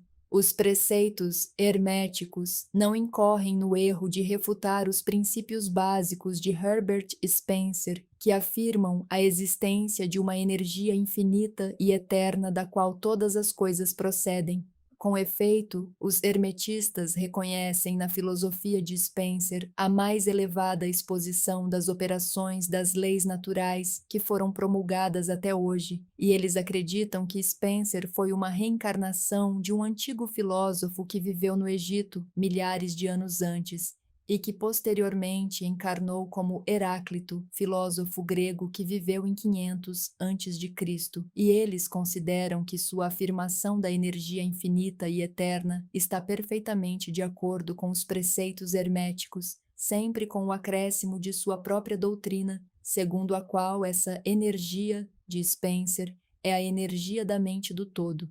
Com a chave mestra da filosofia hermética, o seguidor de Spencer poderá abrir várias portas das concepções filosóficas internas do grande filósofo inglês, cuja obra apresenta os resultados da preparação das suas encarnações precedentes. Seus preceitos sobre a evolução e o ritmo estão em consonância quase perfeita com os preceitos herméticos que remetem ao princípio do ritmo. Assim, o estudante do hermetismo não deve desprezar nenhum de seus pontos de vista científicos favoritos a respeito do universo. Tudo que se lhe pede que faça consiste em apreender o princípio subjacente de que o todo é mente, o universo é mental, está contido na mente do todo. Ele se dará conta de que os outros 6 dos 7 princípios irão ajustar-se a seus conhecimentos científicos e servirão para trazer à luz pontos obscuros. Nada nos deve parecer estranho ao encontrarmos a influência do pensamento hermetista nos primitivos filósofos gregos, em cujas ideias fundamentais se baseiam, em grande parte, as teorias da ciência moderna. A aceitação do primeiro princípio hermético, o do mentalismo, é o único grande ponto de diferença entre a ciência moderna e os estudantes hermetistas, e a ciência vem se aproximando aos poucos das posições herméticas na marcha cega que ela empreende para encontrar um caminho que a tire do labirinto em que tem vagado em sua busca pela realidade. O objetivo desta lição é gravar na mente dos nossos estudantes o fato de que, para todos os intentos e propósitos, o universo e suas leis, assim como seus fenômenos, são exatamente tão reais naquilo que diz respeito ao homem, como o seriam na hipótese do materialismo ou do energismo. Sob qualquer hipótese, o universo, no seu aspecto exterior, é mutável, sempre cambiante e transitório, e por esse motivo privado de substancialidade e realidade. Mas estejam atentos ao outro polo da verdade, sob qualquer das mesmas hipóteses, somos compelidos a agir e viver como se as coisas transitórias fossem reais e substanciais, sempre com a diferença entre as diversas hipóteses que, para os antigos pontos de vista, o poder mental era ignorado como força natural, ao passo que, do ponto de vista do mentalismo, ele se torna a maior força natural, e essa diferença revoluciona a vida daqueles que compreendem o princípio, as leis e as práticas que dele procedem. E assim, finalmente, todos os discípulos devem compreender as vantagens do mentalismo e aprender a conhecer, usar e aplicar as leis que dele resultam. Não devem, porém, ceder à tentação que, como afirma o Kybalion, domina os falsos sábios e faz com que se deixem hipnotizar pela aparente irrealidade das coisas, tendo como consequência o fato de vagarem pelas sombras, vivendo num mundo de sonhos, ignorando o trabalho prático e a vida do homem até que, no fim das contas, sejam lançados de encontro às rochas e despedaçados pelos elementos por conta da sua loucura. Melhor é seguir o exemplo do sábio, como recomenda a mesma autoridade. Use a lei contra as leis, o superior contra o inferior, e pela arte da alquimia, transforme as coisas abjetas em valiosas, e será assim que alcançarás o triunfo. Seguindo a autoridade, combatamos também a falsa sabedoria, que não passa de loucura, que ignora a verdade segundo a qual a mestria não se manifesta por meio de sonhos anormais, visões ou ideias fabulosas, mas recorre às forças superiores contra as inferiores, evitando os sofrimentos dos planos inferiores mediante vibrações nos planos superiores. Tenham sempre em mente, discípulos, que a transmutação e não a negação presunçosa é a arma do mestre. As citações acima foram extraídas de O Kybalion e seriam de extrema importância para todos os adeptos que as conseguissem fixar na memória. Não vivemos num mundo de sonhos, mas sim num universo que, embora relativo, é real na medida em que diz respeito à nossa vida e nossas ações. A nossa razão de ser no universo não é negar sua existência, mas sim viver, usando as leis para nos elevar dos graus inferiores aos graus superiores, dando o melhor de nós nas circunstâncias que surgem a cada dia e vivendo, na medida do possível, conforme nossas ideias e ideais mais elevados. O verdadeiro sentido da vida não se dá a conhecer ao homem nesse plano. As maiores autoridades e a nossa própria intuição nos dizem que não cometeríamos erro ao viver da melhor maneira e realizando a tendência universal na mesma direção em que pesem as aparentes evidências em contrário. Todos estamos no caminho e a estrada conduz sempre para cima, com frequentes locais de repouso. Leiam a mensagem do Kybalion e sigam o exemplo do sábio, evitando os erros do falso sábio que perece por conta de sua loucura. Capítulo 7. O todo em tudo. Enquanto tudo está no todo, também é verdade que o todo está em tudo. Aquele que compreende realmente essa verdade alcançou o grande conhecimento. Quantas vezes a maioria das pessoas ouviu repetir a declaração que a sua divindade, chamada por muitos nomes, era todo em tudo, e com que frequência e intensidade não desconfiaram elas da verdade oculta, encoberta por essas palavras tão descuidadamente pronunciadas? A expressão comumente usada é uma lembrança da antiga máxima hermética acima citada. Como diz o Kybalion, aquele que compreende realmente esta verdade alcançou o grande conhecimento. E sendo assim, examinemos agora essa verdade cuja compreensão é tão plena de significado. Nessa exposição da verdade, essa máxima hermética, oculta-se uma das maiores verdades filosóficas, científicas e religiosas. Explicamos ao leitor o preceito hermético acerca da natureza mental do universo, a verdade segundo a qual o universo é mental, está dentro da mente do todo. Diz o Kybalion na passagem citada acima, tudo está no todo. Mas atente-se também para a declaração correlata em que se afirma, também é verdade que o todo está em tudo. Essa declaração aparentemente contraditória é reconciliável pela lei do paradoxo. Trata-se, aliás, de uma exata declaração hermética das relações que existem entre o todo e o seu universo mental. Vimos que tudo está no todo. Vejamos agora o outro aspecto da questão. Segundo os preceitos herméticos, o todo é imanente, tem permanência intrínseca, é inerente, habita no seu universo, assim como em cada parte, partícula, unidade ou combinação dentro do universo. Essa afirmação é geralmente explicada pelos professores por meio de uma alusão ao princípio da correspondência. O professor ensina o discípulo a formar uma imagem mental de uma coisa, uma pessoa ou uma ideia, alguma coisa que tenha uma forma mental. O exemplo favorito é o do autor ou do dramaturgo, que forma para si uma ideia de seus personagens, ou do pintor ou escultor no processo de criação da imagem de um ideal que ele procura exprimir em sua arte. Em cada caso, o discípulo descobrirá que, enquanto a imagem tem sua existência e seu ser unicamente dentro de sua própria mente, ainda assim ele, o estudante, o autor, o dramaturgo, o pintor ou o escultor, é também, em certo sentido, imanente à imagem mental em que permanece e habita. Em outras palavras, toda a virtude, vida, espírito e realidade da imagem mental é derivada da mente imanente do pensador.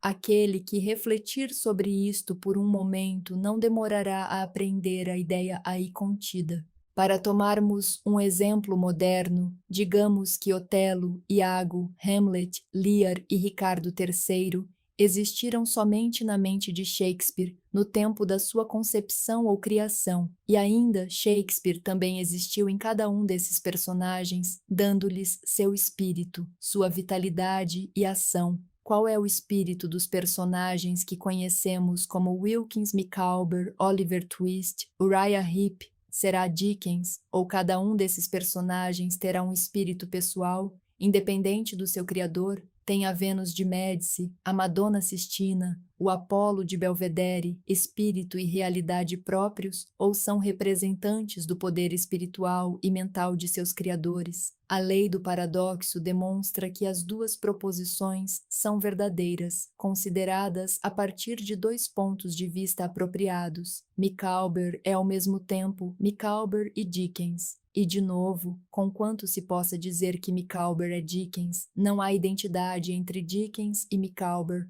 O homem, como Micawber, pode exclamar: o espírito do meu Criador é inerente em mim, e, no entanto, eu não sou ele. Como isso é diferente da meia-verdade tão clamorosamente apregoada pelos falsos sábios, que varre os ares com gritos estridentes do tipo: eu sou Deus. Imaginai o pobre Micawber ou o sorrateiro Uriah Heep gritando: eu sou Dickens, ou, em algumas peças de Shakespeare, um bufão que anuncia com grandiloquência que eu sou Shakespeare. O todo está no verme, mas este está longe de ser o todo. E ainda assim, persiste a maravilha de que, embora o verme exista unicamente como uma coisa inferior, criada e existente no interior da mente do todo, ele, o todo, é imanente à minhoca e às partículas que a constituem. Haverá algum mistério maior do que este do tudo no todo e o todo em tudo? O estudante certamente perceberá que os exemplos dados acima são necessariamente imperfeitos e inadequados, uma vez que representam a criação de imagens mentais em mentes finitas, ao passo que o universo é uma criação da mente infinita, e a diferença entre os dois polos as separa. E, no entanto, tudo é simplesmente uma questão de grau. O mesmo princípio está em operação. O princípio da correspondência se manifesta de um lado e do outro, assim em cima como embaixo, assim embaixo como em cima. E na medida em que o homem se dê conta da existência do espírito inerente, imanente dentro de seu ser, ele subirá na escala espiritual da vida. Esse é o significado de desenvolvimento espiritual, o reconhecimento, a realização e a manifestação do espírito dentro de nós. Procure não se esquecer nunca desta última definição. Ela contém a verdade da verdadeira religião.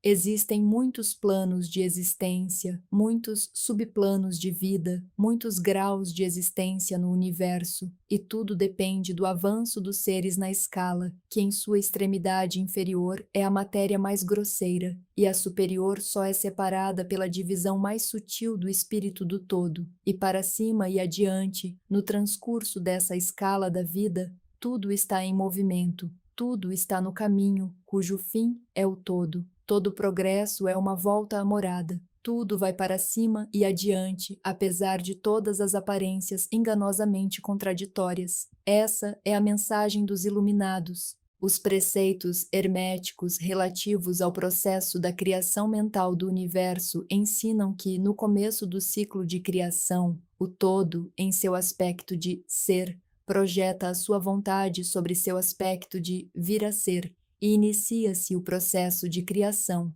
Ensina-se que o processo consiste no rebaixamento da vibração até que se alcance um grau muito baixo de energia vibratória, quando então se manifesta a forma mais grosseira de matéria possível. Esse processo é chamado de estágio de involução, em que o todo se torna implicado ou envolvido em sua criação. Os hermetistas acreditam que esse processo tem uma correspondência com o processo mental de um artista, escritor ou inventor, que se envolve tão estreitamente com sua própria criação mental que quase se esquece de sua própria existência e que, durante esse período provisório, quase vive em sua criação.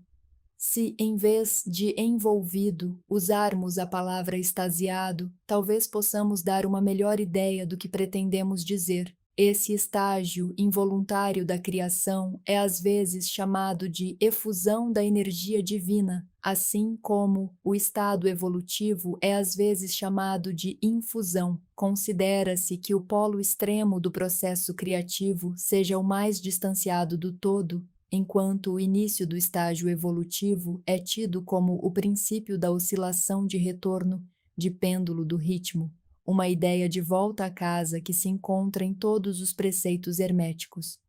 Os preceitos ensinam que durante a efusão, as vibrações tornam-se cada vez mais baixas até que, finalmente, o impulso cessa e a oscilação de retorno tem início. Mas há uma diferença.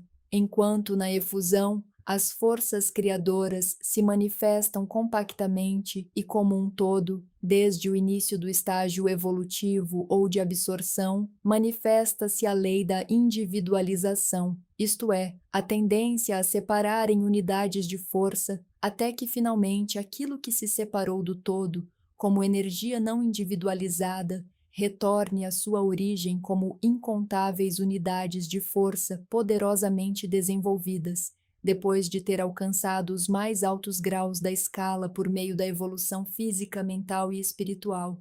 Os antigos hermetistas usam a palavra meditação para descrever o processo da criação mental do universo na mente do todo. Também empregam frequentemente a palavra contemplação. Contudo, a ideia pretendida parece ter sido aquela do uso da atenção divina. A palavra atenção provém de uma raiz latina que significa estender-se, desdobrar-se. Portanto, o ato de atenção é realmente um desdobramento, uma extensão da energia mental, de modo que a ideia subjacente é prontamente entendida quando examinamos o significado real da atenção. Os preceitos herméticos acerca do processo de evolução são os que apresentamos a seguir. O todo, tendo refletido sobre o princípio da criação, tendo assim estabelecido os fundamentos materiais do universo, tendo-o trazido à existência por meio de sua formulação mental, gradualmente desperta da sua meditação e assim começa a manifestar o processo de evolução nos planos material, mental e espiritual, sucessivamente e em ordem. É assim que começa o movimento de ascensão, e tudo passa a mover-se em direção ao espiritual. A matéria torna-se menos grosseira, as unidades passam a existir, as combinações começam a se formar. A vida aparece e manifesta-se em formas cada vez mais elevadas e a mente entra em processo de evidência cada vez maior. As vibrações aumentam cada vez mais rapidamente. Em suma, todo o processo da evolução, em todas as suas fases, tem início e realiza-se de acordo com as leis estabelecidas do processo de infusão. Tudo isso ocupa imensuráveis éons do tempo do homem, cada um dos quais contém incontáveis milhões de anos. Ainda assim, porém, os iluminados nos ensinam que a criação completa de um universo, aí incluídas a involução e a evolução, mal chega a ser um piscar de olhos para o todo. No fim dos inúmeros ciclos de éons de tempo, o todo afasta sua atenção, sua contemplação e meditação do universo, pois a grande obra está terminada e tudo se retira para o todo de onde proveio. Contudo, ó mistério dos mistérios, o espírito de cada alma não é aniquilado, mas sim infinitamente expandido. Confundem-se a criatura e o Criador. Tal é o relato do iluminado. O exemplo acima apresentado da meditação e do subsequente despertar da meditação do todo é sem dúvida apenas uma tentativa da parte dos mestres para descrever o processo infinito por um exemplo finito. E ainda, assim em cima como embaixo, existe apenas uma diferença de grau, e assim como o todo abandona sua meditação sobre o universo, com o tempo, o homem também deixa de manifestar-se no plano material e aprofunda-se cada vez mais no espírito inerente, que é, na verdade, o ego divino. A outra questão sobre a qual desejamos vos informar nesta lição, e por pouco ela não invade o terreno especulativo da metafísica, embora nosso objetivo seja tão somente mostrar a futilidade dessa especulação. Aludimos à questão que inevitavelmente vem à mente de todos os pensadores que se aventuraram a investigar a verdade. A pergunta é: por que o todo cria os universos? A pergunta pode ser feita de diferentes maneiras, mas a que vai acima é o ponto fundamental da indagação. Os homens empenharam-se em responder a essa pergunta, mas ainda não há resposta digna do nome. Alguns imaginaram que o todo tinha algo a ganhar com isso, o que é absurdo, pois o que poderia ganhar o todo que já não possuísse? Outros buscaram a resposta na ideia de que o todo queria ter alguma coisa para amar, e outros responderam que ele o havia criado por prazer ou divertimento, ou porque estava solitário, ou para manifestar seu poder. Todas essas explicações e respostas são pueris, pertencentes ao período infantil do pensamento. Outros procuraram explicar o mistério com base no pressuposto de que o todo se vira obrigado a criar, em virtude de sua própria natureza interna, seu instinto criador. Essa ideia é mais avançada que as demais, mas seu ponto fraco está no fato de que o todo possa ser obrigado por qualquer coisa, quer interna, quer externa. Se sua natureza interior ou seu instinto criador o obrigou a fazer qualquer coisa, então a natureza interna ou o instinto criador seria o absoluto, em vez do todo. Desta perspectiva, porém, uma parte da proposição cai por terra, e, no entanto, o todo cria e manifesta e parece encontrar algum tipo de satisfação em fazê-lo, e é difícil fugir à conclusão de que, em algum grau infinito, deve haver no homem alguma coisa que corresponda a uma natureza interior ou a um instinto criador, com um desejo e uma vontade correspondentemente infinitos. Não poderia agir a menos que quisesse agir, e não poderia querer agir a menos que desejasse agir, e não desejaria agir a menos que isso lhe desse alguma satisfação. E todas essas coisas pertenceriam a uma natureza interior, e poderiam ser postuladas como se estivessem de acordo com a lei de correspondência. Ainda assim, porém, preferimos pensar no todo como se sua atuação fosse totalmente livre de qualquer influência, tanto interna como externa. Esse é o problema que se encontra na raiz da dificuldade, e a dificuldade que se encontra na raiz do problema. Estritamente falando, é impossível dizer que o todo tenha uma razão qualquer para agir, pois uma razão implica uma causa, e o todo está acima de toda causa e efeito, a não ser quando quer tornar-se causa, momento em que o princípio se põe em movimento. Assim, torna-se muito clara ao leitor a constatação de que a matéria é impenetrável, do mesmo modo como o todo é incognoscível. Assim como dizemos que o todo simplesmente é, também somos obrigados a dizer que o todo age porque age. Enfim, o todo é toda razão em si mesma, toda lei em si mesma, toda ação em si mesma, e podemos dizer sem medo de errar que o todo é a sua própria razão, a sua própria lei, a sua própria ação, ou que o todo, a sua razão, a sua ação, a sua lei são um, e que todos esses nomes designam a mesma coisa. Na opinião daqueles que lhes estão ministrando essas lições, é preciso procurar a resposta no eu interior do todo, junto com seu segredo da existência. Em nossa opinião, a lei da correspondência compreende somente esse aspecto do todo, ao qual podemos nos referir como o aspecto do devir. Por trás desse aspecto encontra-se o aspecto de ser, em que todas as leis se perdem na lei, todos os princípios emergem no princípio, e o todo, o princípio, o ser, são idênticos, um e o mesmo. Nesse ponto, portanto, a especulação metafísica é fútil.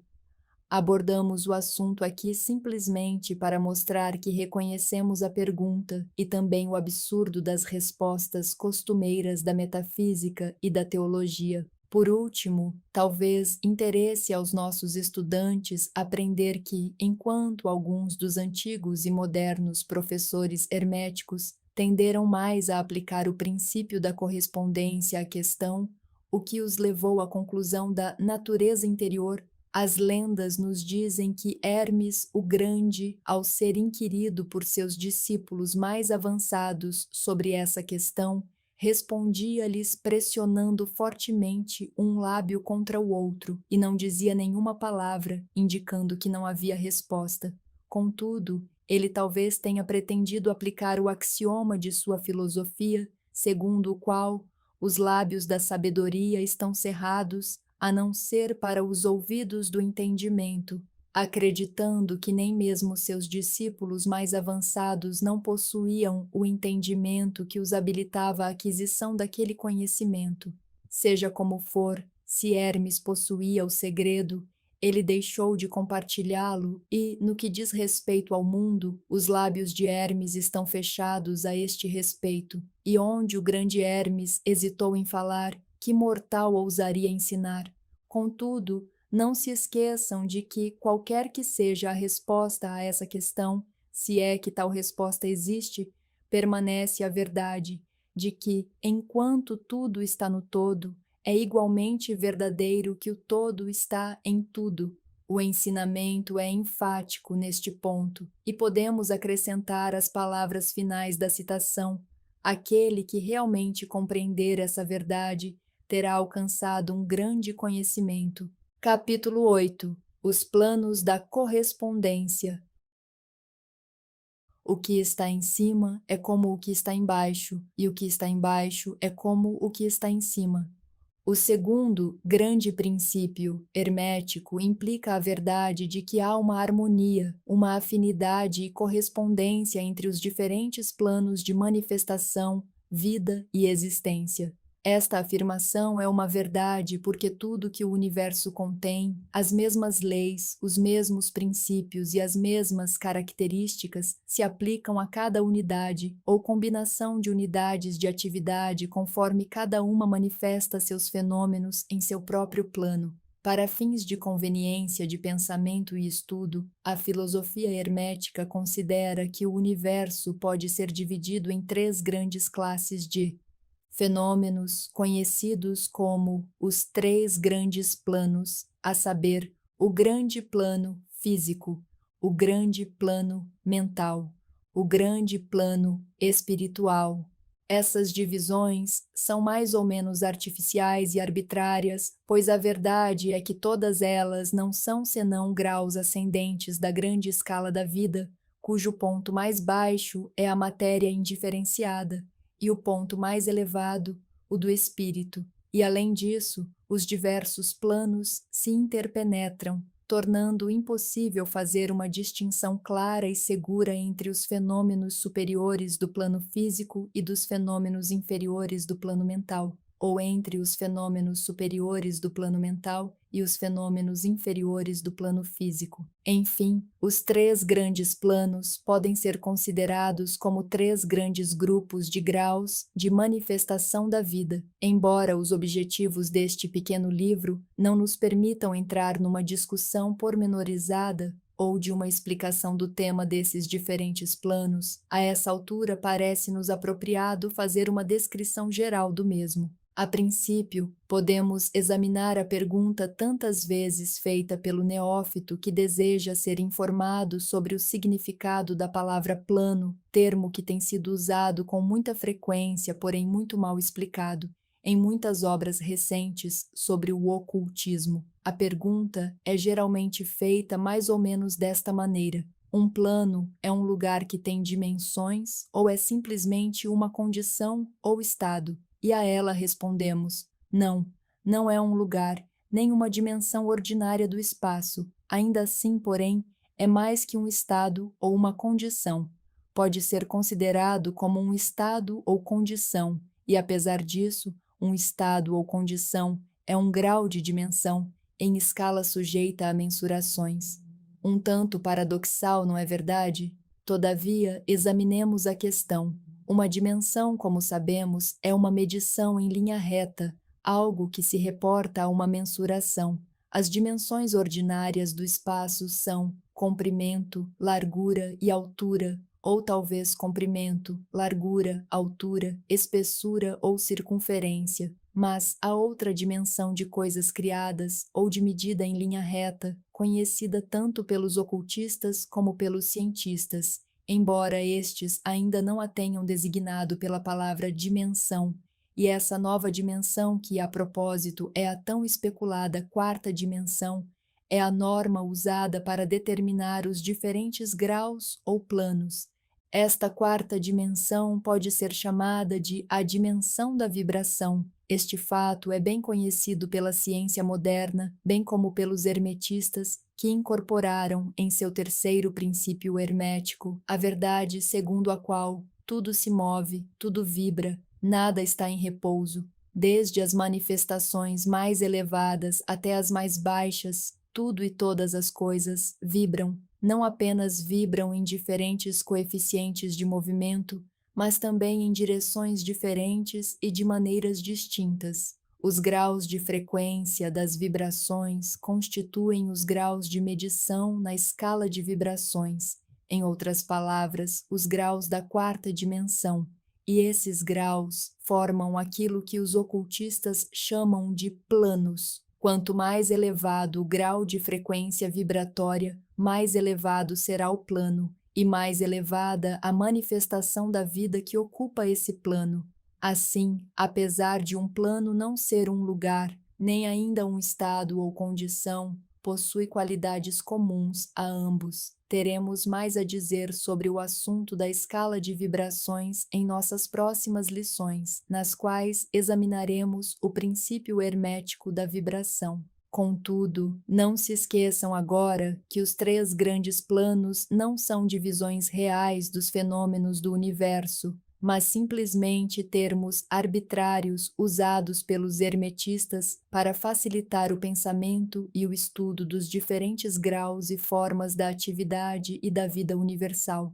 O átomo de matéria, a unidade de força, a mente do homem e a existência do arcanjo são graus de uma escala, todos fundamentalmente iguais, com a diferença circunscrita a uma mera questão de grau e frequência de vibração. Todas são criações do todo e têm sua existência na infinita mente do todo. Os hermetistas subdividem cada um desses três grandes planos em 7 planos menores, e cada um é, por sua vez, também subdividido em 7 subplanos, todas as divisões sendo mais ou menos arbitrárias, interpenetrando-se com frequência umas nas outras e adotadas somente para facilitar o estudo e o pensamento científicos. O grande plano físico, com seus 7 planos menores, é a divisão dos fenômenos do universo que inclui tudo que diz respeito às coisas, às forças e às manifestações físicas e materiais. Inclui todas as formas do que chamamos de matéria e todas as formas do que chamamos de energia ou força. Devemos saber, porém, que a filosofia hermética não reconhece a matéria como uma coisa em si, ou como categoria dotada de uma existência à parte, mesmo na mente do todo. Os preceitos ensinam que a matéria não é senão uma forma de energia, isto é, uma energia numa baixa frequência de determinado tipo de vibrações, e por consequência os hermetistas colocam a matéria na categoria da energia e lhe atribuem 3 dos 7 planos inferiores do grande plano físico.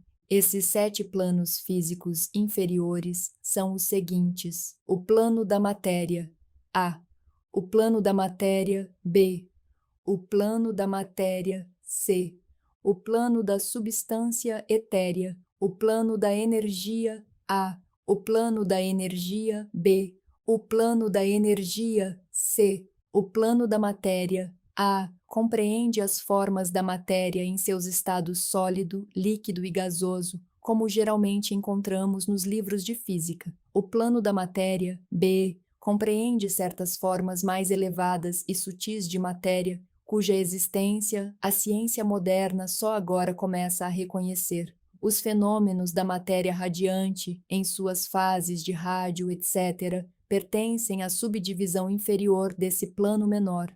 O plano da matéria, C, compreende as formas da matéria mais sutil e tênue, de cuja existência os cientistas comuns não suspeitam. O plano da substância etérea compreende o que a ciência chama de éter, uma substância de extrema tenuidade e elasticidade que impregna todo o espaço do universo e age como meio para a transmissão de ondas de energia, como a luz, o calor, a eletricidade, etc. Essa substância etérea forma uma relação conectora entre a matéria, assim chamada, e a energia, e participa da natureza de ambas. Os preceitos herméticos, contudo, ensinam que esse plano tem 7 subdivisões, como as têm todos os planos menores, e que, na verdade, existem 7 éteres e não apenas um. Imediatamente acima do plano da substância etérea está o plano da energia, A, que compreende as formas comuns da energia conhecida pela ciência, tendo como subplanos, respectivamente, o calor, a luz, o magnetismo, a eletricidade e a atração, incluindo a gravitação, a coesão, a afinidade química, etc., e várias outras formas de energia indicadas pelas experiências científicas, mas ainda não nomeadas ou classificadas. O plano da energia, B, compreende 7 subplanos de formas elevadas da energia, ainda não descobertas pela ciência, mas que a elas se refere como as forças mais sutis da natureza. São chamadas a se manifestar em certas formas de fenômenos mentais, graças aos quais esses fenômenos se tornam possíveis. O plano da energia, C,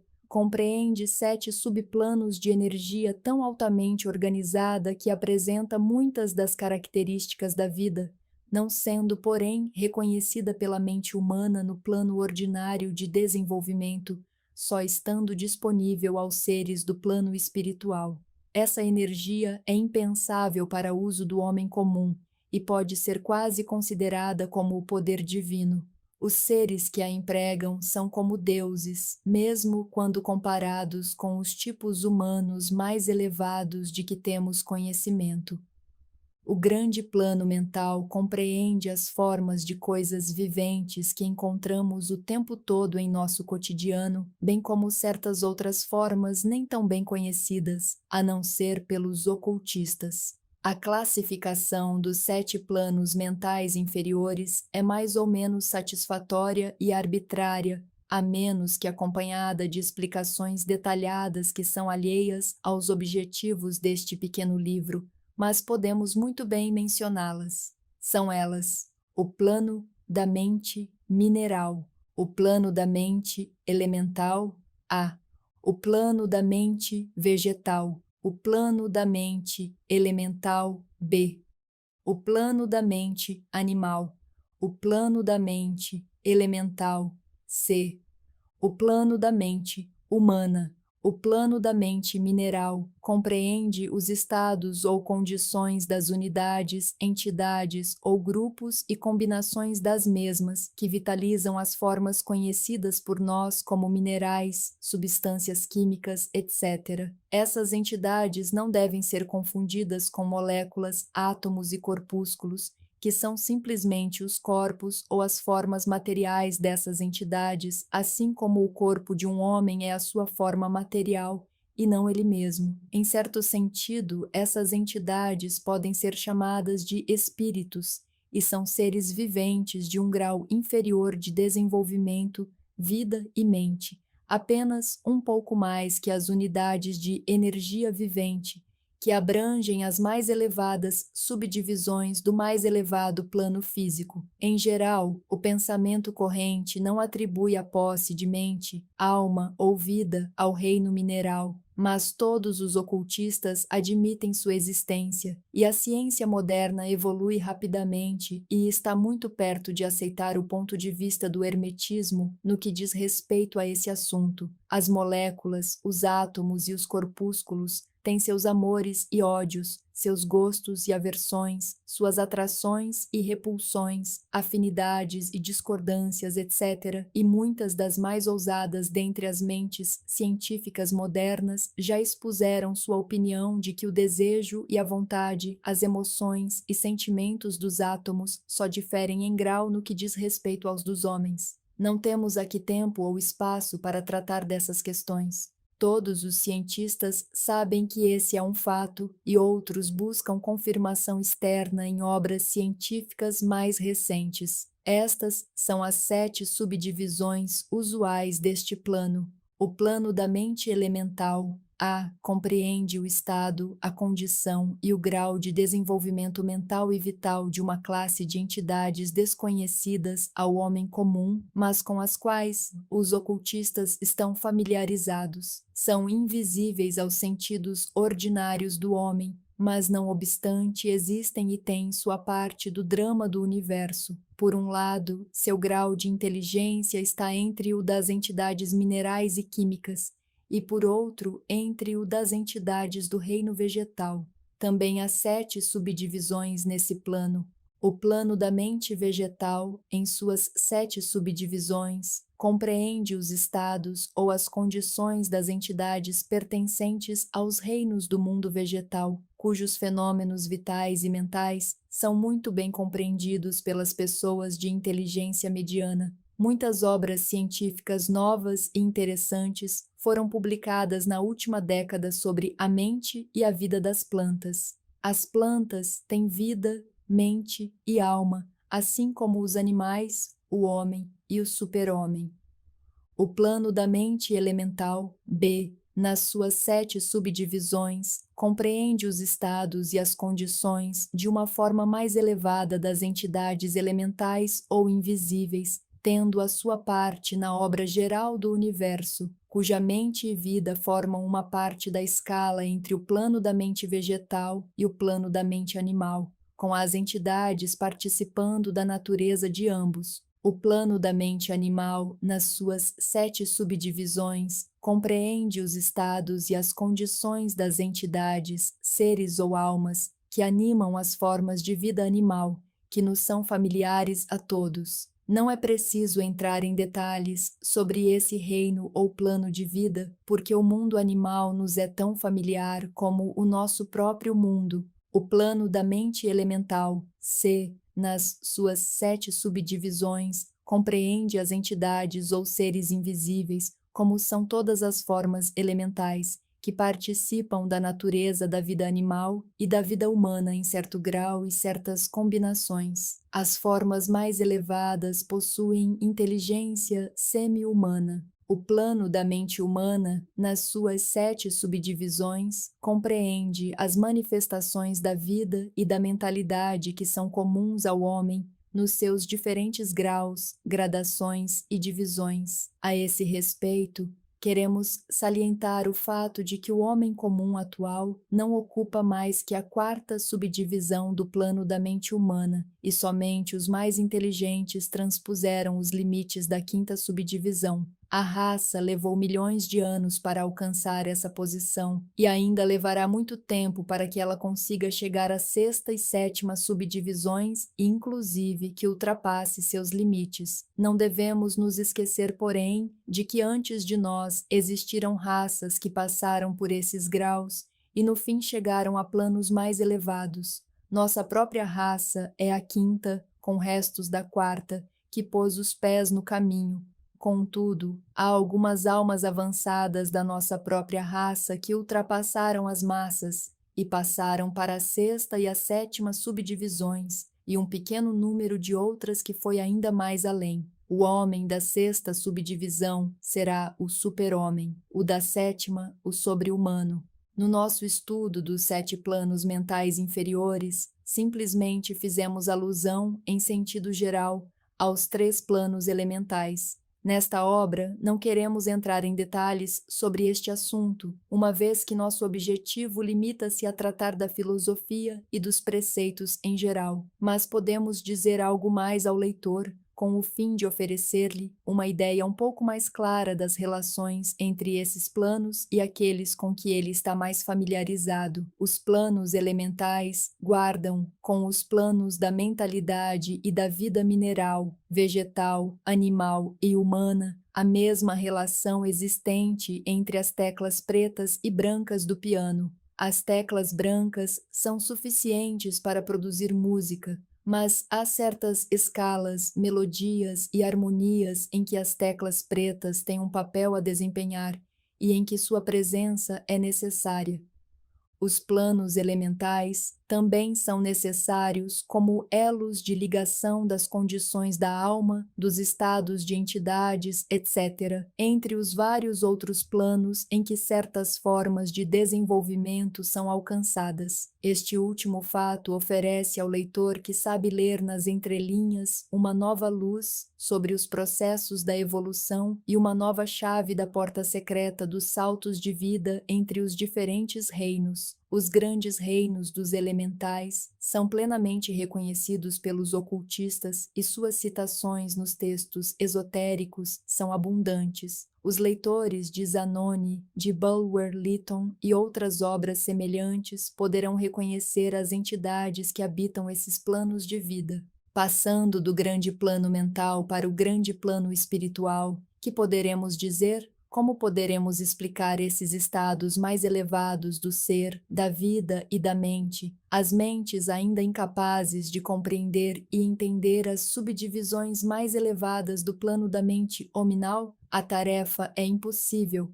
só podemos falar nos termos mais gerais. Como seria possível descrever a luz a um homem que nasceu cego, o açúcar a alguém que nunca saboreou algo doce e a harmonia a uma pessoa surda de nascença? Tudo o que podemos dizer é que os 7 planos inferiores do grande plano espiritual, com cada plano inferior tendo suas 7 subdivisões, compreende seres que possuem vida, mente e forma, tão superiores às do homem atual quanto este se encontra em relação aos vermes, aos minerais ou mesmo a certas formas de energia ou matéria. A vida desses seres transcende a nossa em tão alto grau que nem mesmo podemos pensar em seus detalhes. Suas mentes transcendem as nossas a tal ponto que para elas mal parecemos pensar e nossos processos mentais parecem quase análogos aos processos materiais. A matéria de que suas formas são compostas provém dos planos mais elevados da matéria, e não somente isso, mas também se afirma que alguns são revestidos de energia pura. Que se poderá dizer de tais seres?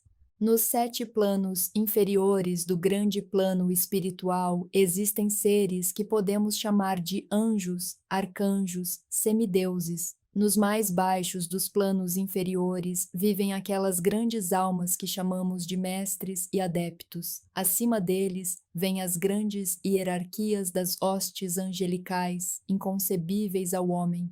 E acima delas estão aqueles que podemos, sem irreverência, chamar de os deuses. Tão elevada é a posição que ocupam na escala do ser. Seu ser, sua inteligência e seu poder são semelhantes àqueles atribuídos pelas raças humanas às suas concepções da deidade. Esses seres encontram-se, inclusive, muito além dos maiores voos da imaginação humana. Somente a palavra divino é passível de aplicação a eles. Muitos desses seres, assim como as hostes angelicais, têm grande interesse pelos assuntos do universo, nos quais desempenham um importante papel. Essas divindades invisíveis e anjos auxiliares aumentam sua influência livre e poderosamente no processo da evolução e do progresso cósmico. Sua eventual ajuda e intervenção nas questões humanas levaram ao surgimento de muitas lendas, crenças, religiões e tradições da raça, passadas e presentes. Sem um instante de descanso, elas sobrepuseram seu conhecimento e poder ao mundo. Tudo sem dúvida, sob o domínio da lei do todo. Contudo, até os mais notáveis dentre esses seres avançados existem simplesmente como criações da mente do todo e são sujeitos aos processos cósmicos e às leis universais. Ainda são mortais. Se quisermos, podemos chamá-los de deuses, mas ainda não são nada mais que os irmãos mais velhos da raça, as almas avançadas que sobrepujaram seus irmãos e que renunciaram ao êxtase da absorção pelo todo, com o fim de ajudar a raça na sua jornada ascendente ao longo do caminho. Contudo, eles pertencem ao universo e estão sujeitos às suas condições, são mortais, e seu plano situa-se abaixo daquele do espírito absoluto. Somente os hermetistas mais avançados são capazes de entender os preceitos ocultos acerca do estado de existência e os poderes manifestados nos planos espirituais. Os fenômenos são tão superiores aos dos planos mentais que, se tentássemos descrevê-los, nossa tentativa resultaria fatalmente num emaranhado de ideias. Somente aqueles cujas mentes foram muito instruídas nas linhas da filosofia hermética por muitos anos, sim, aqueles que trouxeram consigo de outras encarnações o conhecimento previamente adquirido, são suscetíveis de compreender exatamente o significado do ensinamento relativo aos planos espirituais. E boa parte desses ensinamentos secretos é considerada pelos hermetistas como demasiado sagrada, importante e até mesmo perigosa para ser divulgada ao grande público. O aluno inteligente pode reconhecer o que queremos dizer quando afirmamos que o significado de espírito, tal como o usam os hermetistas, é semelhante ao de poder vivente, força animada, essência oculta, essência da vida, etc., significado que não deve ser confundido com o termo usual e comumente empregado em relação com os termos, isto é, religioso, eclesiástico, espiritual, etéreo, sagrado. Para os ocultistas, a palavra espírito se emprega no sentido de princípio animador, trazendo consigo a ideia de poder, energia viva, força mística, e os ocultistas sabem que aquilo que conhecem como poder espiritual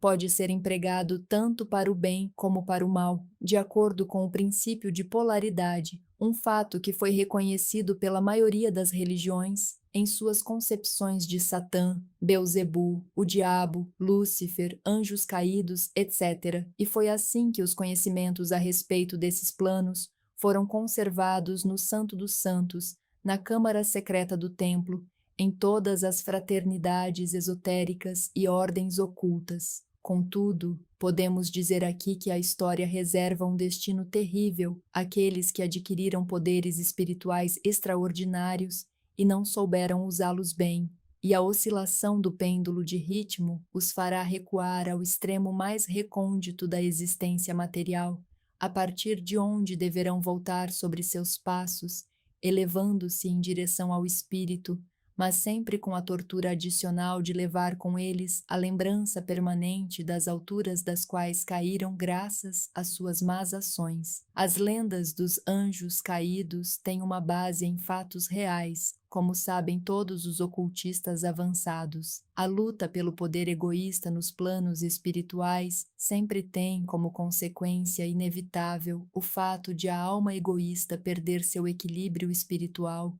e retroceder tanto quanto se havia elevado anteriormente. Contudo, mesmo para uma alma desse tipo, existe uma oportunidade de retorno, e essas almas tomam o caminho de volta, pagando um preço extremamente alto de acordo com a lei invariável. Para concluir, gostaríamos de lembrar novamente que, segundo o princípio da correspondência, que incorpora uma conhecida verdade, assim em cima como embaixo, assim embaixo como em cima, todos os 7 princípios herméticos estão em plena atuação em todos os diversos planos, físico, mental e espiritual. O princípio da substância mental certamente se aplica a todos os planos, pois todos são mantidos na mente do todo. O princípio da correspondência manifesta-se em tudo, Uma vez que existe correspondência, harmonia e afinidade entre os diversos planos, o princípio da vibração manifesta-se em todos os planos.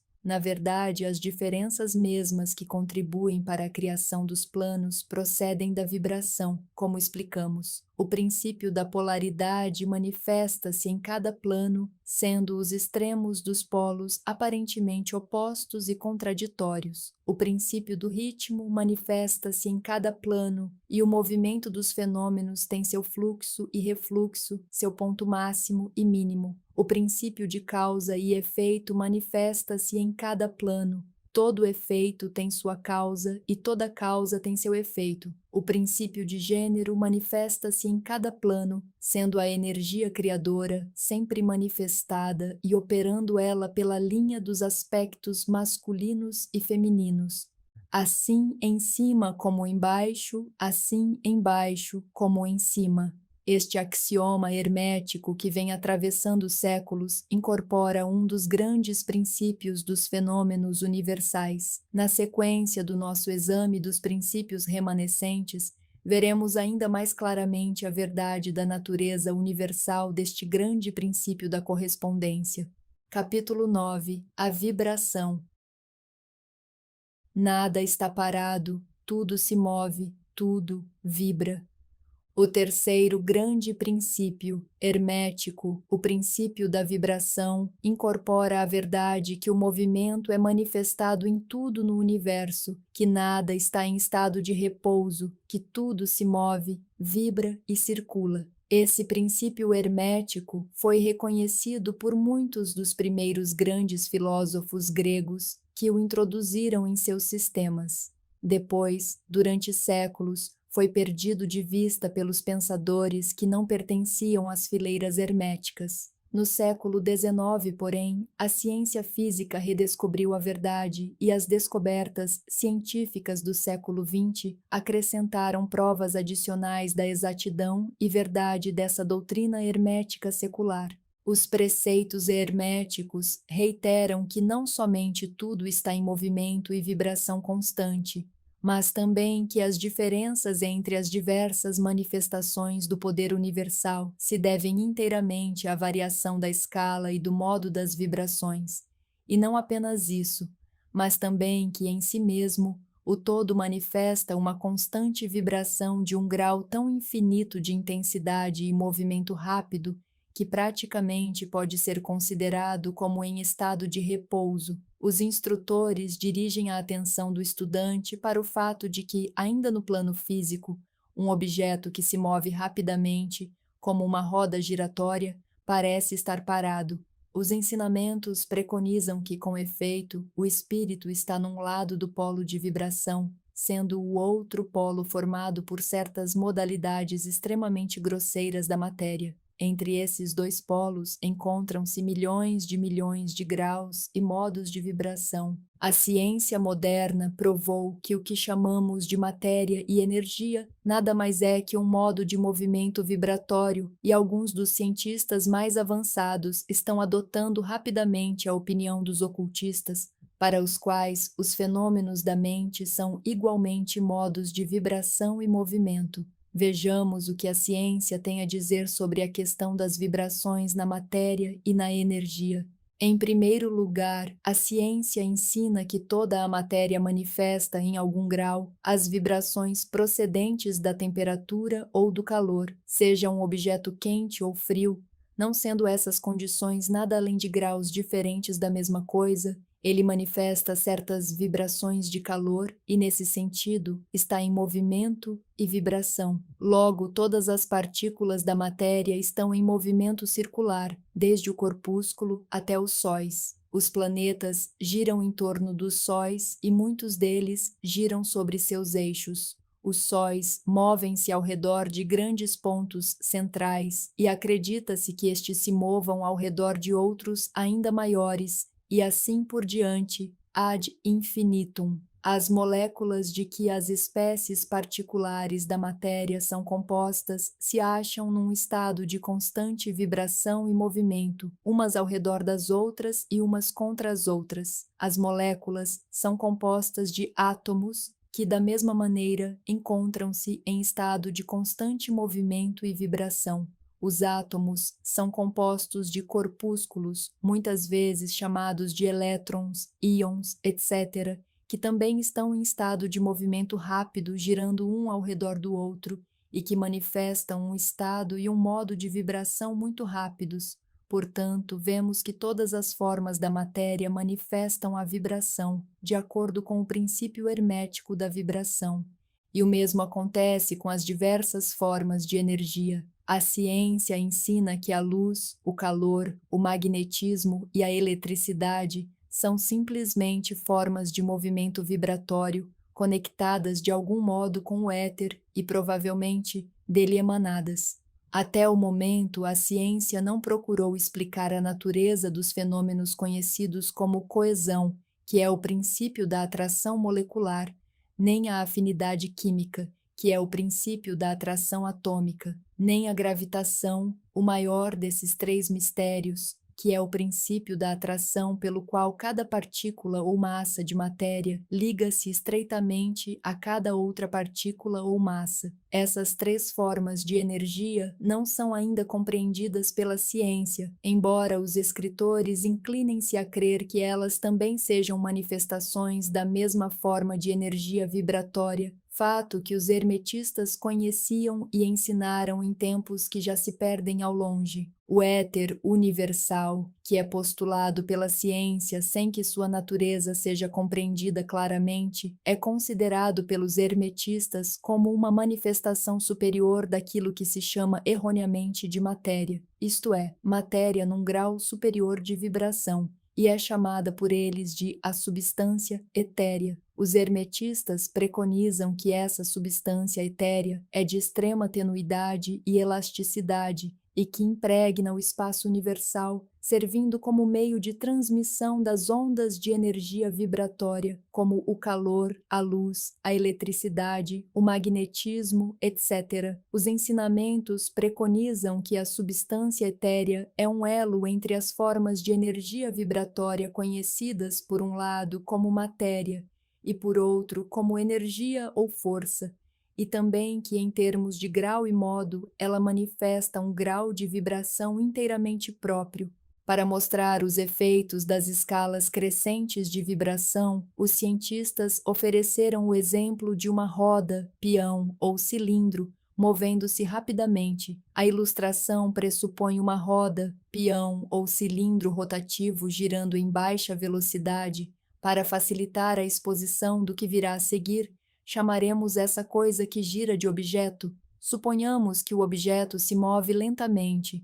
Pode ser visto facilmente, mas nenhum som do seu movimento nos chega ao ouvido. A velocidade é aumentada gradualmente. Em pouco tempo, seu movimento torna-se tão rápido que se pode ouvir um grunhido surdo ou uma nota grave. Então, quando se aumenta ainda mais a velocidade do movimento, pode-se distinguir a nota imediatamente superior. Assim, uma depois da outra, todas as notas da escala musical aparecem, tornando-se cada vez mais altas à medida que aumenta o movimento. Finalmente, quando a rotação tiver atingido certa velocidade, a última nota perceptível aos ouvidos humanos, a última nota, aguda e estridente, se desvanece e sobrevém o silêncio. Não se ouve nenhum som proveniente do objeto giratório, e a velocidade do movimento é tão grande que o ouvido humano se torna incapaz de registrar as vibrações. Então começa a percepção dos graus ascendentes de calor,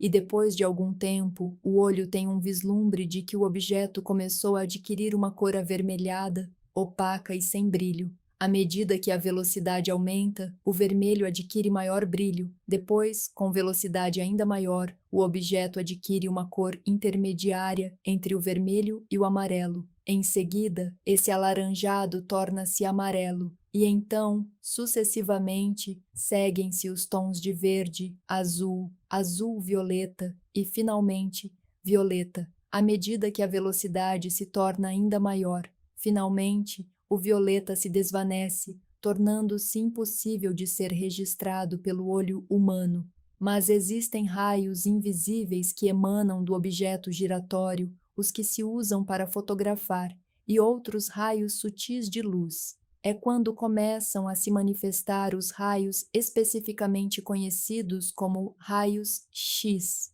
quando a constituição do objeto começa a se modificar. A eletricidade e o magnetismo são emitidos quando o grau apropriado de vibração for alcançado. Quando o objeto atinge certo grau de vibração, suas moléculas se desintegram e se decompõem nos elementos ou átomos originais. Os átomos, por sua vez, seguindo o princípio da vibração, separam-se nos incontáveis corpúsculos de que são compostos. Finalmente, até os corpúsculos desaparecem, e pode-se dizer que o objeto é composto de substância etérea. A ciência não ousa levar ainda mais longe a ilustração, mas os hermetistas ensinam que, se as vibrações fossem aumentando continuamente, o objeto remontaria aos sucessivos estados e manifesta, por sua vez, os diversos estágios mentais. Depois, seguiria seu caminho em direção ao espírito, até finalmente reintegrar-se ao todo,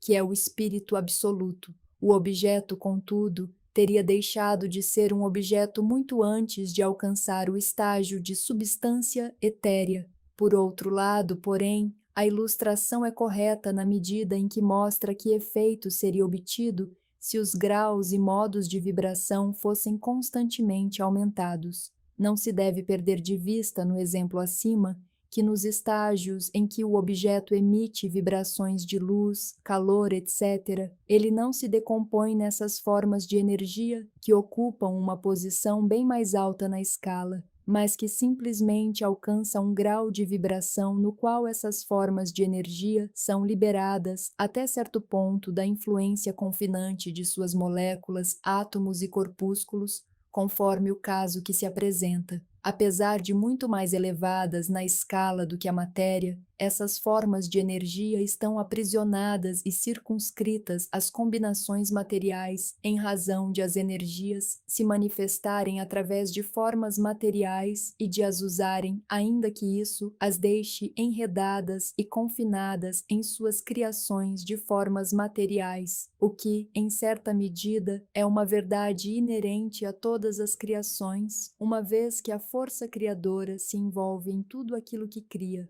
Contudo, os preceitos herméticos vão muito mais longe do que os que provêm da ciência moderna.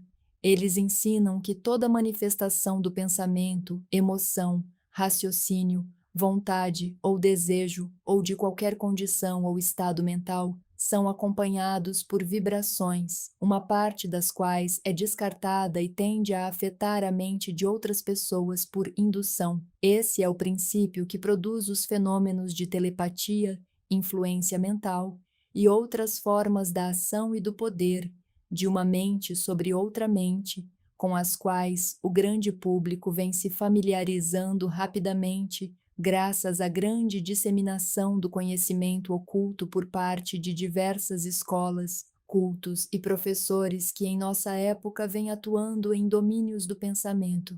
Todo pensamento, toda emoção ou estado mental tem seu grau e modo de vibração, e por um esforço da vontade da pessoa ou de outras pessoas, esses estados mentais podem ser reproduzidos, do mesmo modo que é possível reproduzir um som musical fazendo vibrar um instrumento com certa frequência, e assim como a cor pode ser reproduzida da mesma maneira, pelo conhecimento do princípio da vibração aplicado aos fenômenos mentais, uma pessoa pode polarizar sua mente no grau desejado, adquirindo assim um perfeito domínio sobre seus estados mentais, suas disposições de ânimo, etc. Do mesmo modo, pode afetar as mentes dos outros, produzindo nelas os estados mentais desejados. Em suma, pode produzir no plano mental o que a ciência produz no plano físico, isto é, vibrações à vontade. Sem dúvida, esse poder só pode ser adquirido por meio de instrução, de exercícios e de uma prática apropriada à ciência da transmutação mental, um dos ramos da arte hermética. Uma pequena reflexão sobre o que até aqui dissemos mostrará ao estudante que o princípio da vibração subjaz aos admiráveis fenômenos do poder manifestado pelos mestres e adeptos, que aparentemente são capazes de revogar as leis da natureza, mas que na verdade estão simplesmente usando uma lei contra outra, um princípio contra outros, e que obtêm seus resultados mudando as vibrações dos objetos materiais ou formas de energia, e assim realizam os comumente chamados milagres. Como disse, com razão, um dos antigos escritores hermetistas, aquele que compreende o princípio da vibração está de posse do cetro do poder. Capítulo 10. A polaridade. Tudo é duplo, tudo tem dois polos, tudo tem seu par de opostos. O semelhante e o dessemelhante são uma só coisa. Os opostos são idênticos em natureza, mas diferentes em grau. Os extremos se tocam. Todas as verdades são meias-verdades. Todos os paradoxos podem ser reconciliados.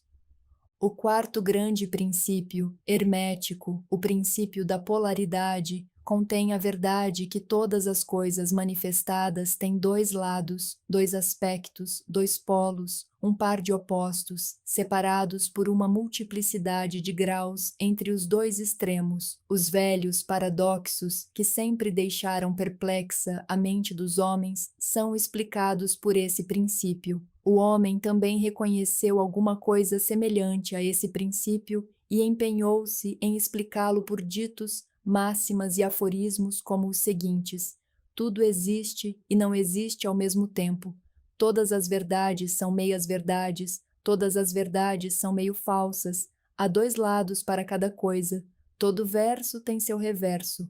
Os preceitos herméticos afirmam, com efeito, que a diferença entre coisas que parecem ser diametralmente opostas é apenas uma questão de grau. Os mestres ensinam que os pares de opostos podem ser reconciliados, que tese e antítese são idênticas em natureza, mas diferentes em graus, e que a reconciliação universal dos opostos é efetuada por um conhecimento desse princípio da polaridade. Eles dizem que os exemplos desse princípio podem resultar de um exame da verdadeira natureza de todas as coisas. Começam por mostrar que o espírito e a matéria são simplesmente dois polos da mesma coisa e que os planos intermediários nada mais são que graus de vibração. Eles mostram que o todo e os muitos são a mesma coisa, a diferença sendo simplesmente uma questão de grau de manifestação mental. Assim, a lei e as leis são os dois polos opostos de uma só coisa. O mesmo se pode dizer sobre o princípio e os princípios, a mente infinita e as mentes finitas. Então, passando ao plano físico, eles demonstram o princípio dizendo que o calor e o frio são de natureza idêntica e que as diferenças nada mais são que uma questão de graus. O termômetro marca muitos graus de temperatura, chamando-se o polo mais baixo frio e o mais elevado calor. Entre esses dois polos há muitos graus de calor ou frio. Podemos dar-lhes qualquer desses nomes sem incorrer em nenhum erro. O grau mais elevado é sempre o mais quente, enquanto o mais baixo é sempre o mais frio. Não há demarcação absoluta, tudo é questão de grau. No termômetro, não há lugar em que o calor cessa e começa o frio. Tudo isso é uma questão de vibrações superiores ou inferiores. Mesmo os termos alto e baixo que somos obrigados a usar são unicamente polos da mesma coisa, os termos são relativos. O mesmo se pode dizer de leste/oriente e oeste/ocidente. Viajai ao redor do mundo em direção leste e chegareis ao ponto chamado oeste em relação ao vosso ponto de partida. Viajai para o norte e em dado momento parecer-vos-á estar em direção ao sul, ou vice-versa. A luz e a escuridão são polos da mesma coisa, com muitos graus entre elas. O mesmo acontece com a escala musical, começando com dó e aumentando a frequência vibratória dos sons, chegareis a outro dó, e assim sucessivamente a diferença entre as duas extremidades do quadro sendo a mesma. com muitos graus entre os dois extremos. A escala das cores é a mesma. As vibrações altas e baixas são a única diferença entre o ultravioleta e o infravermelho. O grande e o pequeno são relativos. Assim também o ruído e o silêncio. O duro e o flexível seguem a regra. E assim também o agudo e o grave. O positivo e o negativo são dois polos da mesma coisa, separados por uma infinidade de graus. O bem e o mal não são absolutos, chamamos uma extremidade da escala de bem e a outra de mal, ou uma de mal e a outra de bem, conforme o uso dos termos. Uma coisa é menos boa do que a coisa mais elevada na escala, mas essa coisa menos boa, por sua vez, é melhor que a coisa imediatamente inferior a ela, e assim por diante, sendo o mais ou menos regulado pela posição na escala.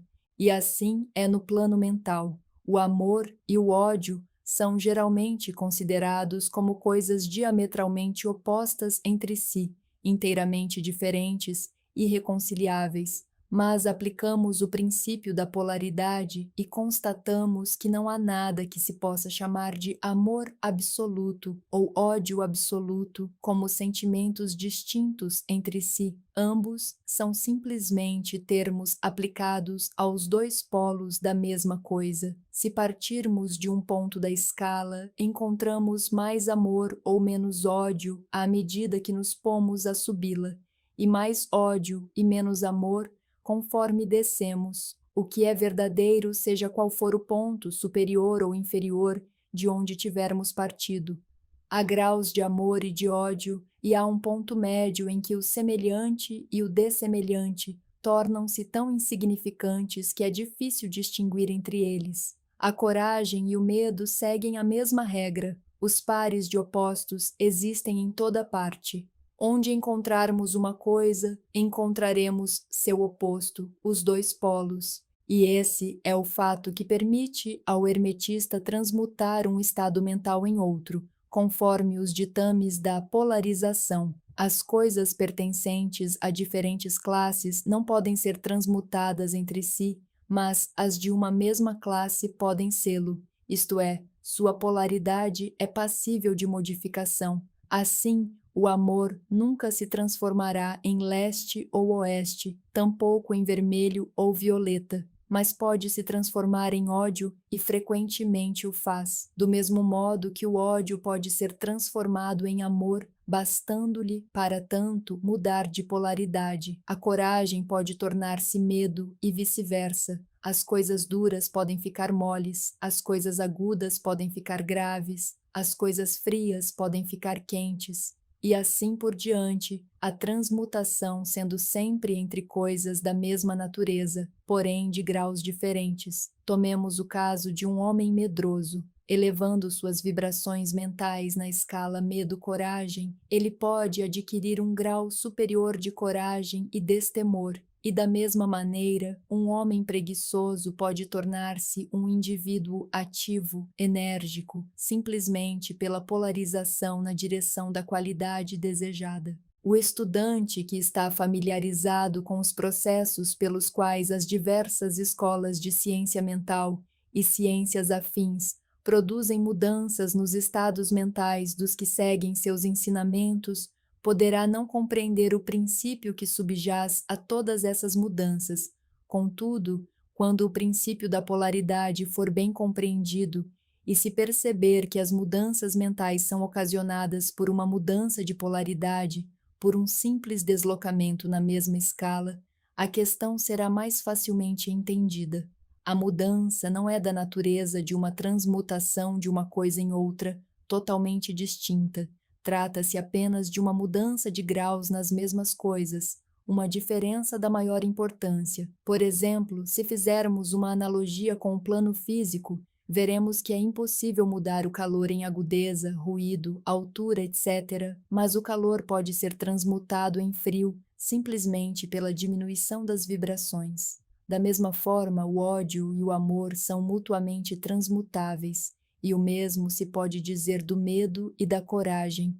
O medo, porém, não pode ser transformado em amor, nem a coragem em ódio. Os estados mentais pertencem a inúmeras classes, e cada uma tem seus polos opostos, entre os quais uma transmutação é possível.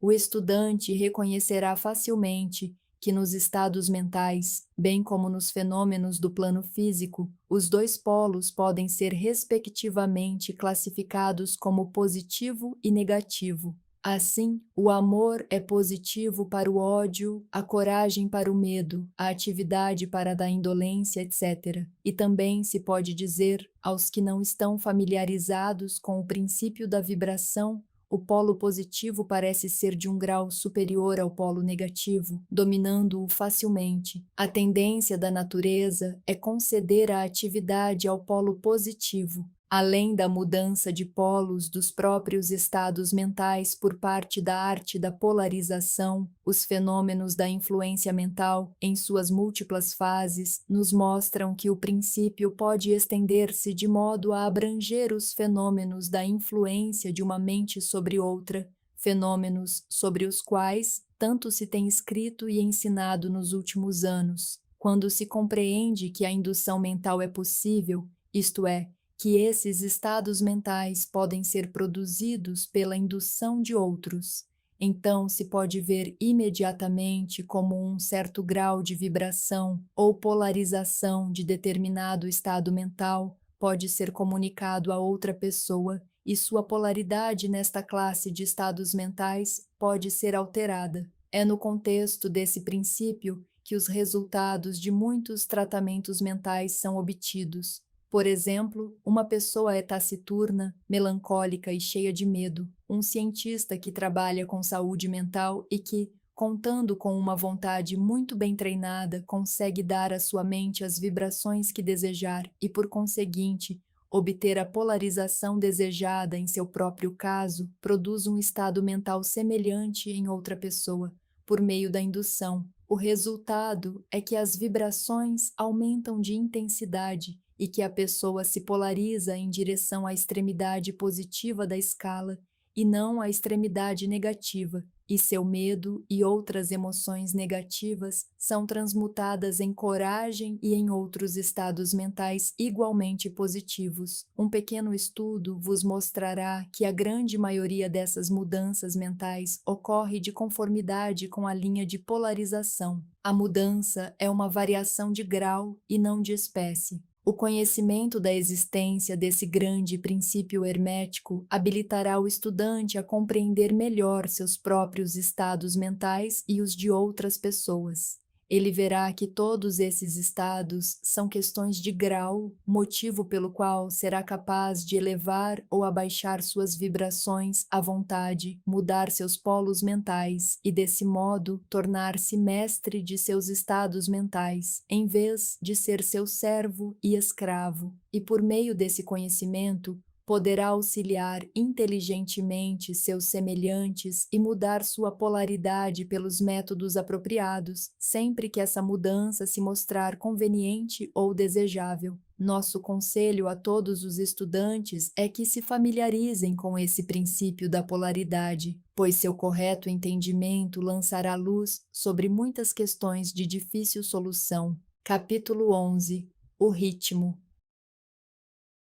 Tudo tem fluxo e refluxo, tudo tem suas marés, todas as coisas sobem e descem, o movimento do pêndulo manifesta-se em tudo. A medida de sua oscilação para a direita é a medida da oscilação para a esquerda. O ritmo ajusta e equilibra. O quinto grande princípio hermético, o princípio do ritmo, implica a verdade que em tudo se manifesta um movimento proporcional, um movimento de um lado para o outro, um fluxo e um refluxo, um movimento para a frente e para trás, um movimento semelhante ao do pêndulo, um movimento comparável ao das marés, que se manifesta entre os dois polos existentes nos planos físico, mental e espiritual. O princípio do ritmo é estreitamente ligado ao princípio da polaridade descrito no capítulo anterior. O ritmo se manifesta entre os dois polos estabelecidos pelo princípio da polaridade. Isso não significa, porém, que o pêndulo do ritmo oscile até os polos extremos, porque isto raramente acontece. Com efeito, na maioria dos casos, é muito difícil estabelecer os extremos polares opostos, mas a oscilação ocorre primeiro em direção a um polo e em seguida ao outro. Há sempre uma ação e uma reação, uma marcha e uma retirada, uma elevação e um rebaixamento em todos os fenômenos do universo. Os sóis, os mundos, os homens, os animais, as plantas, os minerais, as forças, a energia, a mente, a matéria e mesmo o espírito manifestam esse princípio. O princípio se manifesta na criação e destruição dos mundos, na ascensão e queda das nações, na vida histórica de todas as coisas e, por último, nos estados mentais do homem. Começando com as manifestações do espírito do todo, pode-se dizer que existem a efusão e a infusão, a expiração e a inspiração de Brahman, como dizem os Brahmanes. Os universos são criados, atingem seu ponto mais baixo de materialidade e em seguida começam sua oscilação para o alto. Os sóis são formados e então, atingido o ponto máximo de seu poder, inicia-se seu processo de regressão. Depois, transformam-se em massas de matéria morta, à espera de outro impulso que fará renascer suas energias interiores e provocará o nascimento de um novo ciclo de vida solar. E o mesmo acontece com todos os mundos. Nascem, desenvolvem-se e morrem, só para voltarem a nascer. O mesmo se pode dizer de todas as coisas que têm estrutura e forma. Elas oscilam da ação à reação, do nascimento à morte, da atividade à inatividade, e depois voltam a refazer esse percurso. Assim é com todas as coisas viventes, nascem, crescem e morrem. Assim é com todos os grandes movimentos, as filosofias, os credos, os costumes, as modas, os governos, as nações e todas as outras coisas: nascimento, desenvolvimento, maturidade, decadência, morte. A oscilação do pêndulo está sempre em evidência. A noite segue o dia e o dia segue a noite. O pêndulo oscila do outono ao inverno e depois refaz o mesmo caminho. Os corpúsculos, os átomos, as moléculas e todas as massas de matéria oscilam ao redor do círculo que lhes é natural. Não existe nada que se possa chamar de repouso absoluto ou cessação de movimento, e todo movimento participa do ritmo. O princípio é de aplicação universal.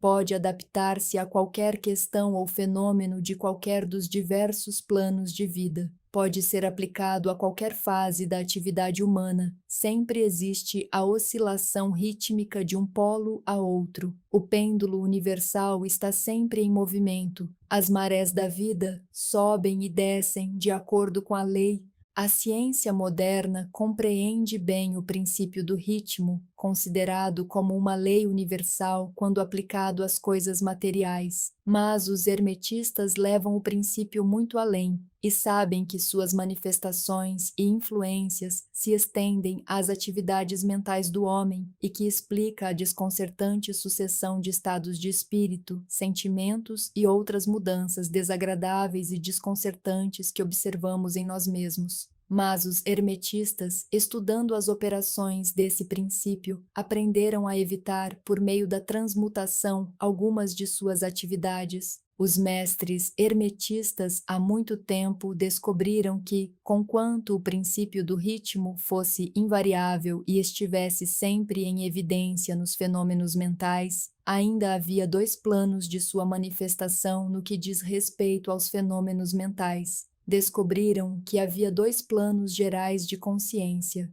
o inferior e o superior. O conhecimento desse fato permitiu-lhes ascender ao plano superior e, desse modo, escapar da vibração do pêndulo rítmico que se manifestava no plano inferior. Em outras palavras, a oscilação do pêndulo ocorria no plano inconsciente e a consciência não era afetada. A isso chamavam de lei da neutralização. Suas operações consistem na elevação do ego acima das vibrações do plano inconsciente da atividade mental, de modo que a oscilação negativa do pêndulo não se manifesta na consciência. razão pela qual não são afetados. É semelhante a elevar-se acima de uma coisa, deixando-a passar debaixo de vós. O mestre hermetista ou o estudante avançado polariza-se em seu polo desejado e, por um processo semelhante, a recusa a participar da oscilação de retorno, ou, se preferir, uma negação de sua influência sobre ele, mantém-se firme em sua posição polarizada, permitindo que o pêndulo mental execute sua oscilação de retorno no plano inconsciente. Todas as pessoas que atingiram qualquer grau de mestria pessoal realizam isso mais ou menos inconscientemente, e ao não permitirem que seus humores e estados mentais negativos as afetem, aplicam a lei da neutralização. O mestre, porém, leva essa lei a um grau ainda bem mais elevado de progresso e, pelo uso da sua vontade, atinge um grau de equilíbrio e firmeza mental quase inacreditável para aqueles que se permitem deixar levar para trás e para diante pelo pêndulo mental dos humores e sentimentos. A importância disso pode ser constatada por qualquer pessoa de natureza reflexiva que compreenda como a maioria dos seus semelhantes constitui um conjunto de criaturas dotadas de humores, sentimentos e emoções, e quão insignificante é o domínio que elas têm sobre si mesmas. Se quiseres parar para fazer uma breve reflexão, vereis quantas oscilações de ritmo afetaram vossa vida, como um período de entusiasmo invariavelmente seguido por sentimentos e estados de depressão. Do mesmo modo, vossas condições e períodos de coragem foram seguidos por iguais sensações de medo. E assim as coisas sempre se passaram com a maioria das pessoas, altos e baixos, sucedendo-se uns aos outros, sem que elas jamais suspeitassem do motivo ou da razão desses fenômenos mentais. A compreensão das operações desse princípio dará às pessoas a chave do domínio dessas oscilações rítmicas dos sentimentos,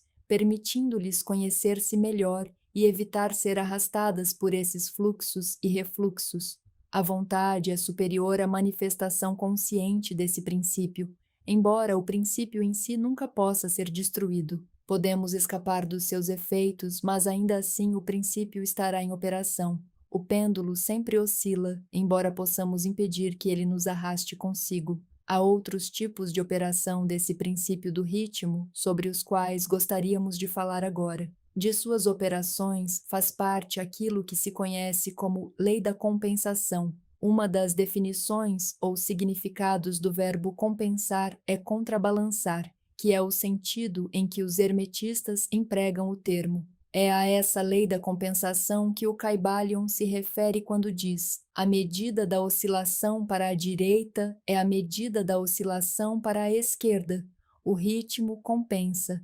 A lei da compensação é a que nos diz que o movimento numa direção determina o movimento na direção oposta, ou para o polo oposto. Um balança ou contrabalança o outro.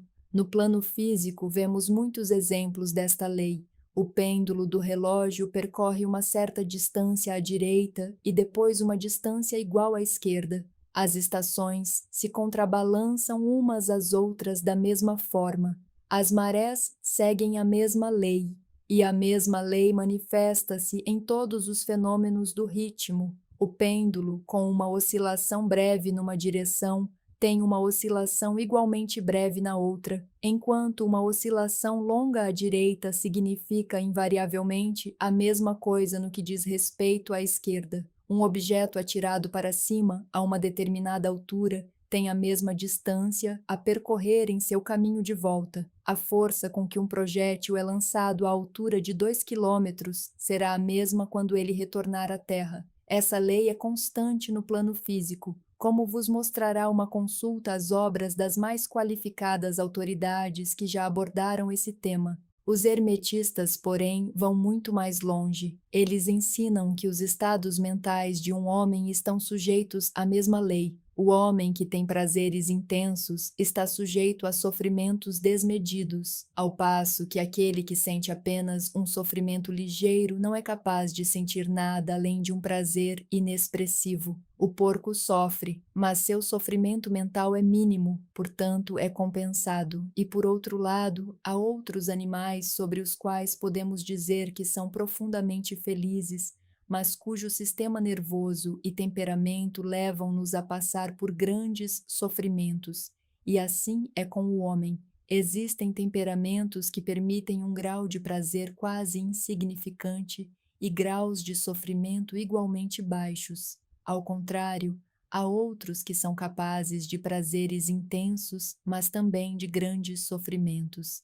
A regra é que a capacidade de sofrimento ou prazer é contrabalançada em cada indivíduo. A lei da compensação está em constante atuação. Contudo, os hermetistas ainda vão mais além nesse assunto. Eles ensinam que, antes que uma pessoa possa desfrutar de um certo grau de prazer, deverá ter oscilado proporcionalmente até o polo oposto desse sentimento. Dizem eles, porém, que o negativo antecede o positivo nesse aspecto da questão, ou seja, que do fato de ter vivenciado certo grau de prazer não se segue que a pessoa deverá pagar por isto com um grau correspondente de sofrimento. Ao contrário, o prazer é a oscilação rítmica, segundo a lei da compensação, para um grau de sofrimento anteriormente vivenciado, seja na vida presente ou numa encarnação anterior. Isso lança uma nova luz sobre o problema do sofrimento. Os hermetistas consideram a cadeia de vidas como algo contínuo, como se fizesse parte de uma vida da pessoa, de modo que, em consequência, a oscilação rítmica fosse entendida dessa maneira, ainda que não tivesse nenhum significado, a não ser que se admitisse a verdade da reencarnação. Contudo, os hermetistas sustentam que tanto o mestre como o estudante avançado são capazes de evitar a oscilação para o lado do sofrimento graças ao processo de neutralização já aqui mencionado. Quando alçados ao plano superior do ego, muitas das experiências às quais se submetem os que habitam o plano inferior podem ser evitadas. A lei da compensação tem um papel importante na vida dos homens e das mulheres. Sabe-se que geralmente uma pessoa paga o preço de tudo que possui ou que lhe falta. Se tem alguma coisa, carece de outra, a balança está em equilíbrio. Ninguém pode guardar o seu dinheiro e ter a migalha de pão ao mesmo tempo. Tudo tem seus lados agradáveis e desagradáveis. As coisas que se ganham são sempre pagas pelas coisas que se perdem. O rico tem muito do que falta ao pobre, ao mesmo tempo que o pobre também tem coisas que estão fora do alcance dos ricos. O milionário pode ser obcecado por dar grandes festas e ter a riqueza necessária para sustentar todos os luxos e delícias que põe à mesa, mas é possível que lhe falte o apetite para desfrutá-los. Ele inveja o apetite e a digestão do operário, que carece da opulência e das inclinações do milionário, e que tem mais prazer com seu simples alimento do que o milionário poderia ter, caso seu apetite não estivesse enfastiado nem sua digestão arruinada, porque as necessidades, os hábitos e as inclinações diferem, e assim são as coisas em nossa vida.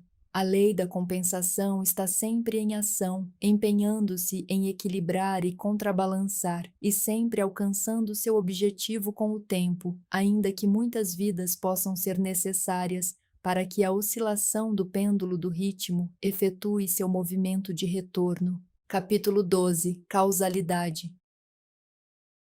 Toda causa tem seu efeito, todo efeito tem sua causa, todas as coisas acontecem de acordo com a lei. O acaso é simplesmente um nome dado a uma lei não reconhecida. Existem muitos planos de causalidade, mas nada escapa à lei.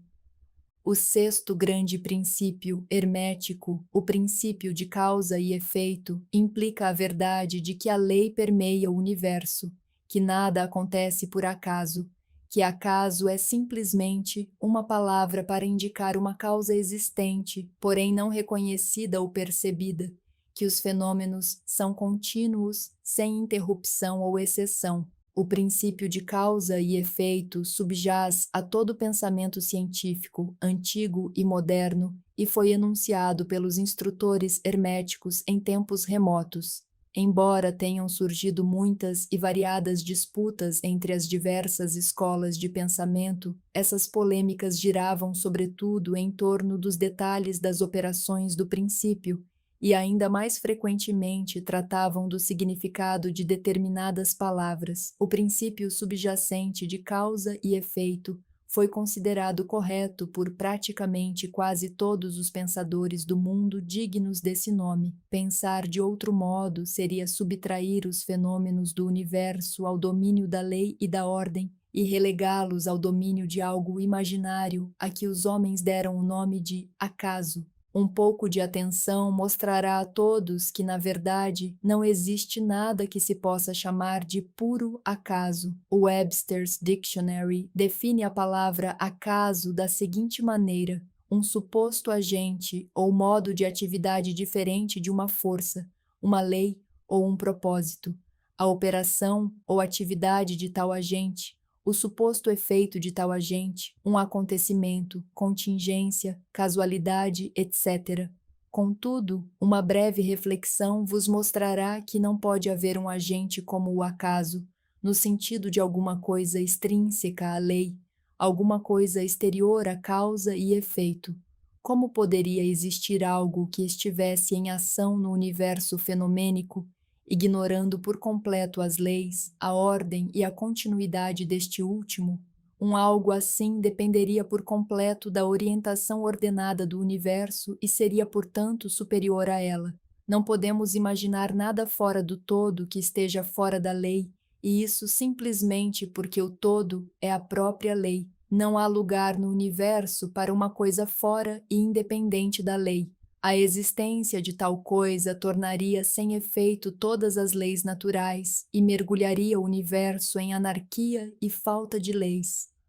Um exame cuidadoso mostrará que aquilo que chamamos de acaso nada mais é que um termo destinado a exprimir as causas obscuras, causas que não conseguimos perceber, causas que não conseguimos compreender. A palavra acaso deriva de uma palavra que significa cair, como a caída dos dados, dando a ideia de que a queda dos dados e de muitos jogos de azar é simplesmente um acontecimento que não tem relação com qualquer causa. E é esse o sentido em que geralmente se emprega o termo. Todavia, quando a questão é examinada de perto, vê-se que não há nenhum acaso na queda dos dados. Toda vez que, ao ser lançado, um dado mostra um número qualquer, obedece a uma lei tão infalível como a que rege a revolução dos planetas ao redor do Sol.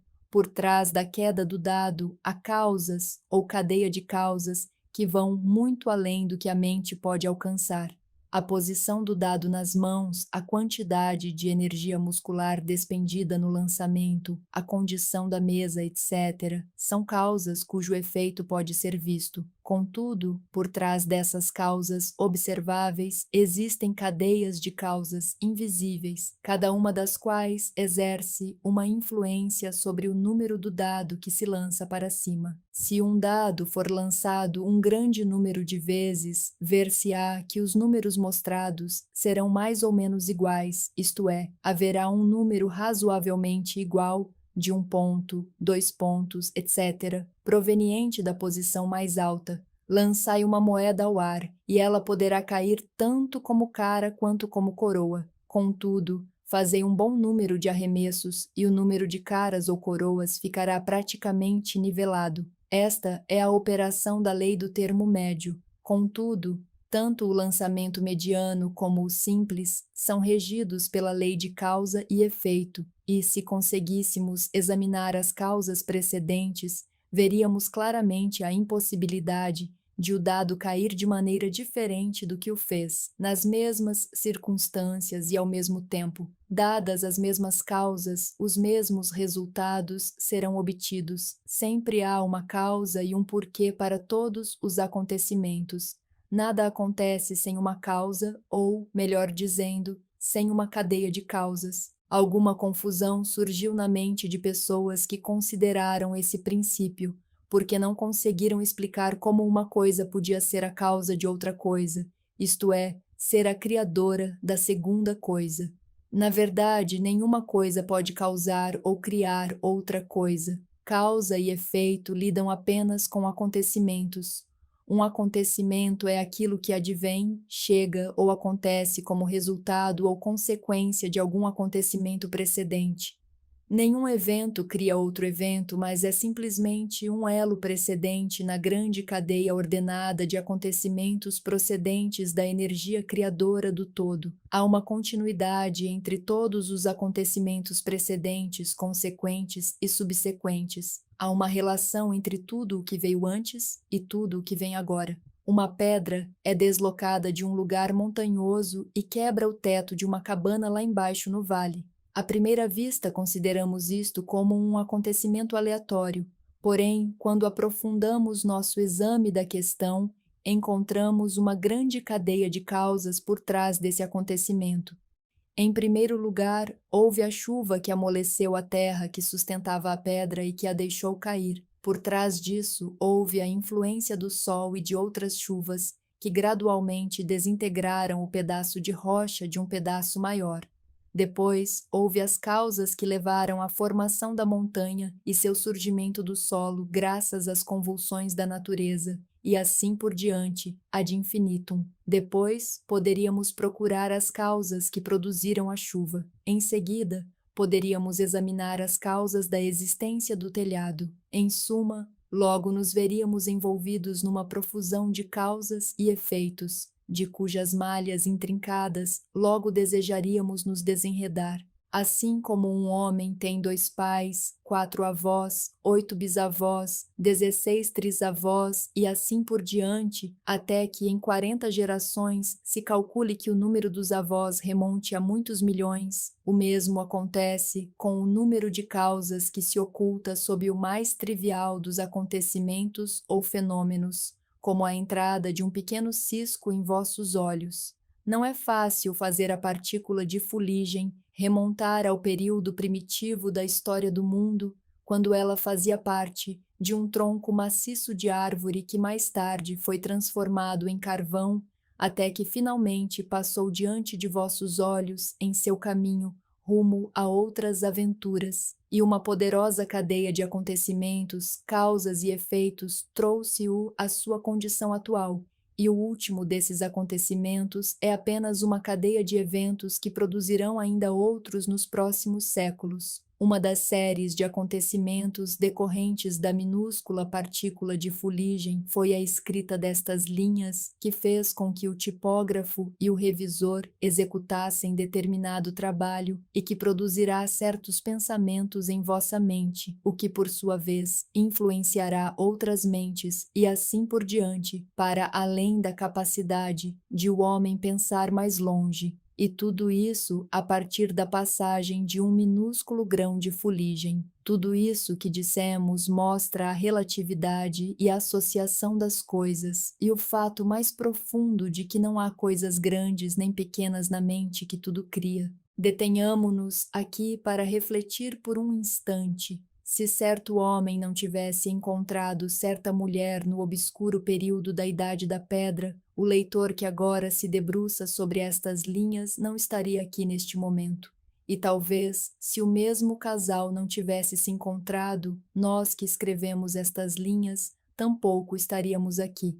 E o ato mesmo de escrever de nossa parte e o ato de ler da parte do leitor poderá não só afetar nossas vidas respectivas, mas também poderá exercer uma influência direta ou indireta sobre muitas outras pessoas que agora vivem e que viverão nos tempos vindouros. Toda ideia que nos ocorre, todo ato que praticamos, tem seus resultados diretos ou indiretos que têm seu lugar na grande cadeia de causa e efeito.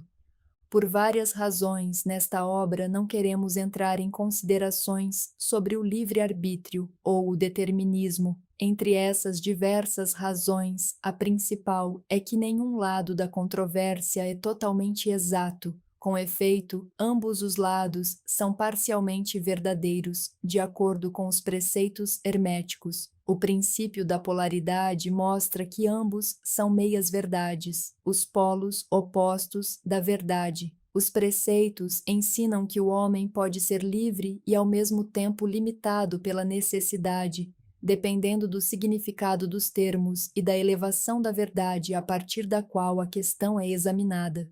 Os escritores antigos a expressam da seguinte maneira: quanto mais distante a criação estiver do centro, mais limitada estará. Quanto mais dele se aproximar, mais livre será. A maioria das pessoas é mais ou menos escrava da hereditariedade, do meio ambiente, etc., e manifesta muito pouca liberdade. São guiadas pelas opiniões, costumes e ideias do mundo exterior e também por suas emoções, sensações e condições. Não manifestam nenhum domínio digno desse nome. Repudiam essa afirmação com desprezo, dizendo: ora, claro que sou livre para agir e proceder como bem me apraz. Só faço o que quero fazer. Mas não conseguem explicar direito de onde provém o quero e o como bem me apraz. O que as faz querer fazer uma coisa de preferência a outra? Por que lhes apraz fazer isto e não aquilo? Não há um porquê associado a seu prazer e querer. O mestre pode transformar esses prazeres e quereres em outros, na extremidade oposta do polo mental. Ele é capaz de querer por querer, em vez de querer porque algum sentimento, estado de espírito, emoção ou sugestão ambiental provoca nele uma tendência ou um desejo de fazer alguma coisa de um jeito e não de outro. A maioria das pessoas é arrastada como a pedra que cai, submissa ao meio ambiente, às influências exteriores e às condições e desejos internos, para não falar dos desejos e das vontades de outros mais fortes que elas, da hereditariedade, do ambiente e da sugestão, empurrando-as sem nenhuma resistência, nenhum exercício da vontade de sua parte, movidas, como os peões no tabuleiro de xadrez da vida, elas desempenham seus papéis e são postas de lado assim que a partida termina. Os mestres, porém, conhecendo as regras do jogo, elevam-se acima do plano da vida material e, colocando-se em contato com as forças superiores de sua natureza, dominam seus humores, temperamento, qualidades e polaridade, assim como o meio em que vivem, e deste modo tornam-se motores em vez de peões, causas em vez de efeitos. Os mestres não escapam da causalidade dos planos superiores, mas se ajustam às leis superiores e assim dominam as circunstâncias no plano inferior. Eles formam uma parte consciente da lei, sem serem meros instrumentos aleatórios. Enquanto servem nos planos superiores, eles regem no plano material.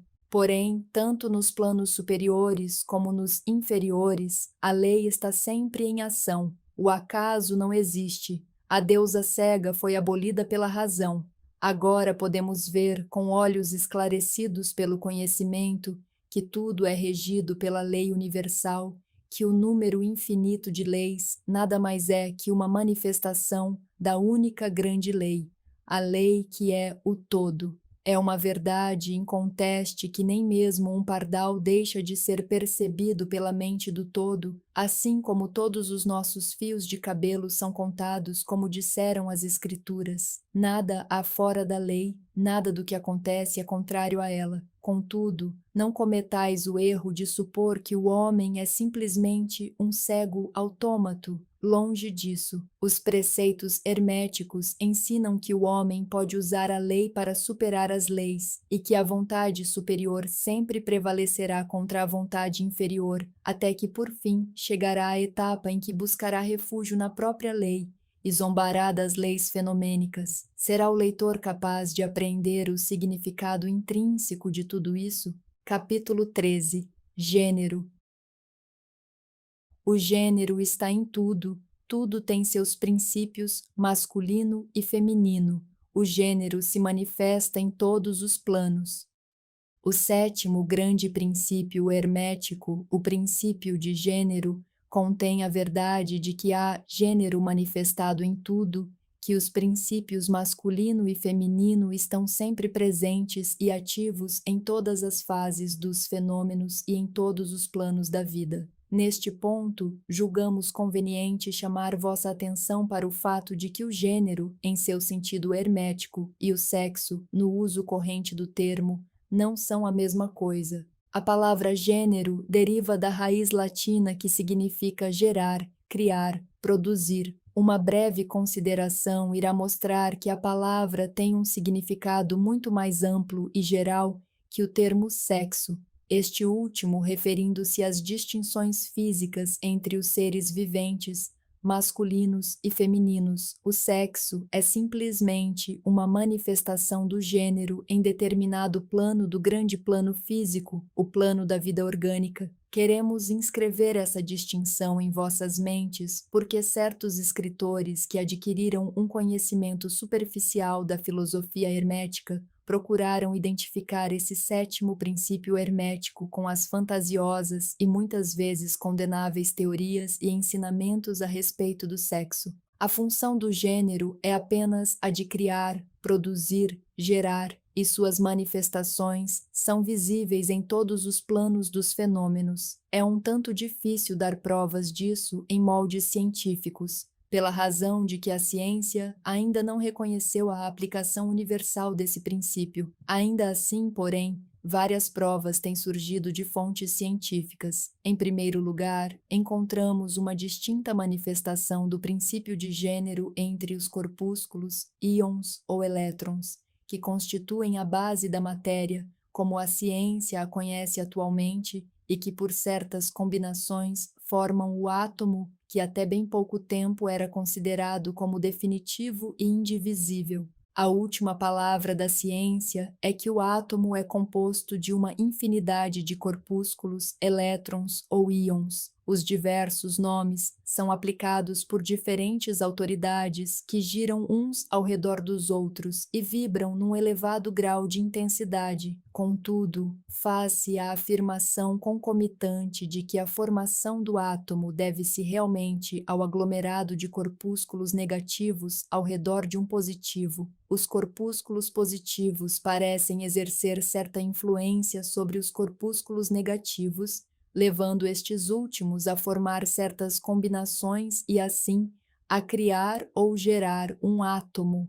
Isto está em consonância com os mais antigos preceitos herméticos que sempre identificaram o princípio masculino de gênero com o polo positivo e o feminino com o polo negativo da eletricidade assim chamada. Agora, uma palavra sobre esse ponto relativo a essa identificação. A mente do público formou uma impressão totalmente equivocada sobre as qualidades do chamado polo negativo da matéria eletrificada ou magnetizada. Os termos positivo e negativo são muito erroneamente aplicados a este fenômeno pela ciência. O termo positivo significa algo real e forte, quando se compara com uma irrealidade ou fragilidade negativa. Nada está mais longe dos fatos reais dos fenômenos elétricos. O chamado polo negativo da bateria é realmente o polo no qual e pelo qual se manifesta a geração ou produção de novas formas de energia.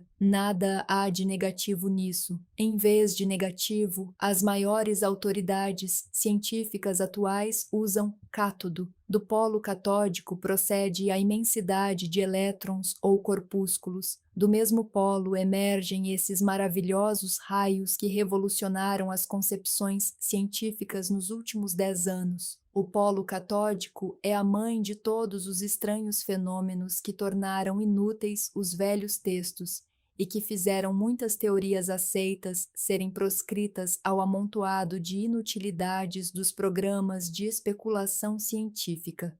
O cátodo, ou polo negativo, é o princípio materno dos fenômenos elétricos e das formas mais sutis da matéria até hoje conhecidas pela ciência. Pode ver, assim, que estamos certos quando nos recusamos a usar o termo negativo em nossas considerações sobre o assunto e ao insistirmos na substituição do termo antigo pela palavra feminino. Os fatos em causa nos levam a isso, sem levar os preceitos herméticos em consideração. Portanto, usaremos a palavra feminino em lugar de negativo sempre que nos referirmos a esse polo de atividade. Os últimos preceitos científicos nos dizem que os corpúsculos criadores ou elétrons são femininos. A ciência diz que eles são compostos de eletricidade negativa. Nós dizemos que são compostos de energia feminina. Um corpúsculo feminino se desprende de um corpúsculo masculino, ou mais precisamente, abandona-o e toma uma nova direção, dando início a uma nova carreira. Busca ativamente uma união com um corpúsculo masculino, sendo instado a isso pelo impulso natural de criar novas formas de matéria ou energia. Um autor chega mesmo a afirmar que, por sua própria vontade, ele busca imediatamente uma união, etc. Esse desprendimento e essa união formam a base da maior parte das atividades do mundo químico. Quando o corpúsculo feminino se une com um corpúsculo masculino, tem início um certo processo. As partículas femininas vibram rapidamente sob a influência da energia masculina e giram rapidamente ao redor desta. O resultado é o nascimento de um novo átomo. Esse novo átomo é realmente composto da união dos elétrons ou corpúsculos masculinos e femininos, mas, quando a união se realiza, o átomo torna-se uma coisa separada que tem certas propriedades, mas deixa de manifestar a propriedade da eletricidade livre. O processo de desprendimento ou separação dos elétrons femininos é chamado ionização. Esses elétrons ou corpúsculos são os mais ativos trabalhadores no campo da natureza. Provenientes de suas uniões ou combinações, manifestam-se os diversos fenômenos de luz, calor, eletricidade, magnetismo, atração, repulsão, afinidade química e seu contrário, e todos os outros fenômenos de natureza semelhante. E tudo isso provém da operação do princípio de gênero no plano da energia. O papel do princípio masculino parece ser o de dirigir uma certa energia inerente para o princípio feminino e, assim, pôr em atividade os processos criativos. O princípio feminino, porém, é sempre o único que realiza o trabalho ativo criador, e isso é assim em todos os planos. E, no entanto, cada princípio é incapaz de criar sem a energia do outro. Em algumas formas de vida, os dois princípios estão combinados em um só organismo. Por essa razão, tudo no mundo orgânico manifesta os dois gêneros. O masculino está sempre presente na forma feminina e o feminino na forma masculina. Os preceitos herméticos contêm muita coisa a respeito da ação dos dois princípios de gênero na produção e manifestação de diferentes formas de energia, mas não nos parece apropriado entrar em detalhes a esse respeito, porque somos incapazes de confirmar essas verdades com provas científicas, pela razão de que a ciência ainda não fez progressos suficientes nesse campo. Contudo, o exemplo que demos dos fenômenos dos elétrons ou corpúsculos mostrará ao leitor que a ciência está no caminho certo e também poderia lhe dar uma ideia geral dos princípios subjacentes. Alguns dos mais renomados pesquisadores científicos anunciaram sua opinião de que, na formação dos cristais, seria necessário encontrar alguma coisa correspondente à atividade sexual, outro indício revelador da direção em que estão soprando os ventos da ciência, e cada ano traz outros fatos para corroborar a exatidão do princípio hermético de gênero. Logo se perceberá que o gênero está em ação e manifestação constante no campo da matéria inorgânica e no campo da energia ou da força. Hoje, a eletricidade é geralmente considerada como alguma coisa em que todas as outras formas de energia parecem fundir-se e dissolver-se. A teoria elétrica do universo é a doutrina científica mais avançada e vem crescendo rapidamente em popularidade e aceitação geral. E assim segue-se que, se pudermos descobrir nos fenômenos da eletricidade, inclusive na fonte mesma de suas manifestações, uma clara e inequívoca evidência da presença do gênero e suas atividades, estaremos no caminho certo ao levar o leitor a crer que a ciência finalmente apresentou provas da existência em todos os fenômenos universais desse grande princípio hermético, o princípio de gênero.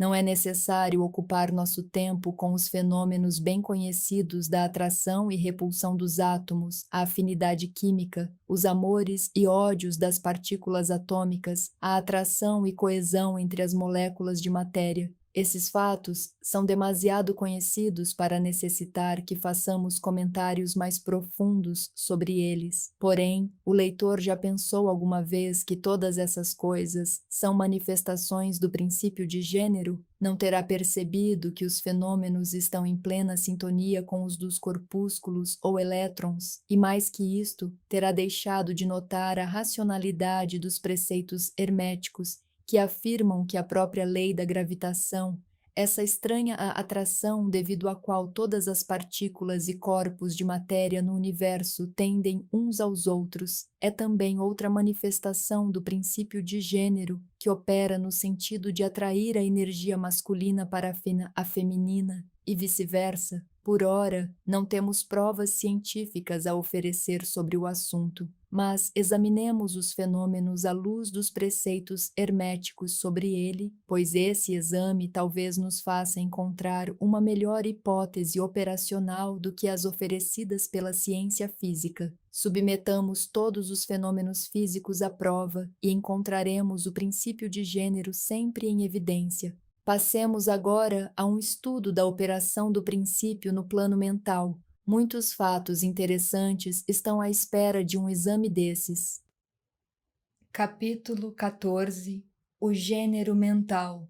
Os estudantes de psicologia que seguiram a tendência moderna do pensamento sobre os fenômenos mentais ficaram surpreendidos pela persistência da mente dual que se tem manifestado tão fortemente nos 10 ou 15 últimos anos e que tem dado origem a diversas teorias plausíveis acerca da natureza e constituição dessas duas mentes. O falecido Thompson Hudson adquiriu grande popularidade em 1893 quando propôs sua bem conhecida teoria das mentes objetiva e subjetiva, que ele afirmou existir em cada indivíduo. Outros escritores atraíram praticamente a mesma atenção com as teorias sobre as mentes consciente e subconsciente, mentes voluntária e involuntária, mentes ativa e passiva. As teorias dos diversos escritores diferem entre si, mas permanece o princípio subjacente da dualidade da mente. O estudante de filosofia hermética se vê forçado a rir quando lê e ouve qualquer coisa sobre todas essas novas teorias acerca da dualidade da mente, cada escola aderindo incisivamente à sua própria teoria favorita e reivindicando ter descoberto a verdade. O estudante se reporta às páginas da história oculta e nas origens longínquas dos preceitos ocultos, encontra referências à antiga doutrina hermética do princípio de gênero no plano mental, a manifestação do gênero mental, e, aprofundando seu exame, ele conclui que a antiga filosofia tinha conhecimento do fenômeno da mente dual e dele deu conta pela teoria do gênero mental. Essa ideia de gênero mental pode ser explicada em poucas palavras aos estudantes que estão familiarizados com as modernas teorias há pouco aludidas. O princípio masculino da mente corresponde à chamada mente objetiva, mente consciente, mente voluntária, mente ativa, e o princípio feminino da mente corresponde à chamada mente subjetiva, mente subconsciente, mente involuntária, mente passiva. Sem dúvida, os preceitos herméticos não concordam com as diversas teorias modernas sobre a natureza das duas fases da mente, nem admitem muitos fatos atribuídos a seus dois aspectos respectivos, porque muitas teorias e afirmações são bastante improváveis e incapazes de resistir ao teste da experiência e da demonstração. Assinalamos as fases de concordância simplesmente com o objetivo de ajudar o estudante a assimilar seus conhecimentos já adquiridos com os preceitos da filosofia hermética. Os estudantes de Hudson encontrarão, no princípio do seu segundo capítulo sobre a lei dos fenômenos psíquicos, A proposição de que o jargão místico da filosofia hermética expõe a mesma ideia geral, isto é, a dualidade da mente.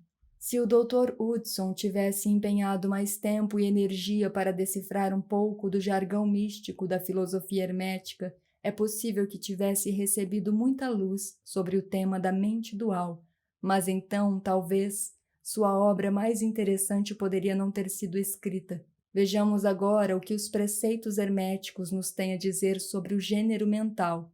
Para instruir seus discípulos sobre esse tema, os mestres herméticos fazem-nos examinar a conexão entre sua consciência e seu ego. Eles aprendem a dirigir sua atenção para a morada do eu, situada no interior de cada ser. Cada estudante é levado a ver que sua consciência lhe faz, primeiro, uma apresentação da existência de seu ser, o que se manifesta na afirmação eu sou.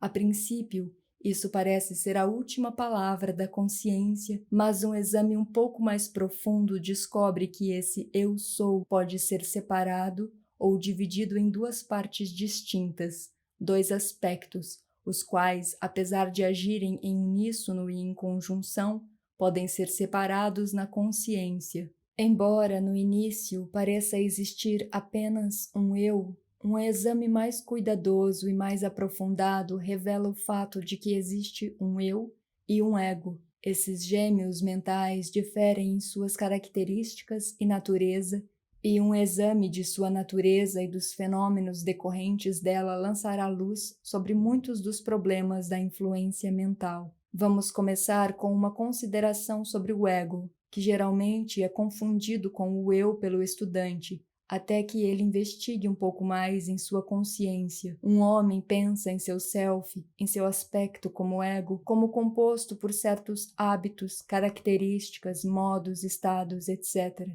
todos os quais vão compor sua personalidade ou self, conhecido por si mesmo e pelos outros. Ele sabe que essas emoções e sentimentos mudam, nascem e morrem, estão sujeitos ao princípio do ritmo e ao princípio da polaridade que o leva de um extremo de sentimento para outro. Ele também pensa no ego como sendo certos conhecimentos reunidos em sua mente e assim fazendo parte de si mesmo.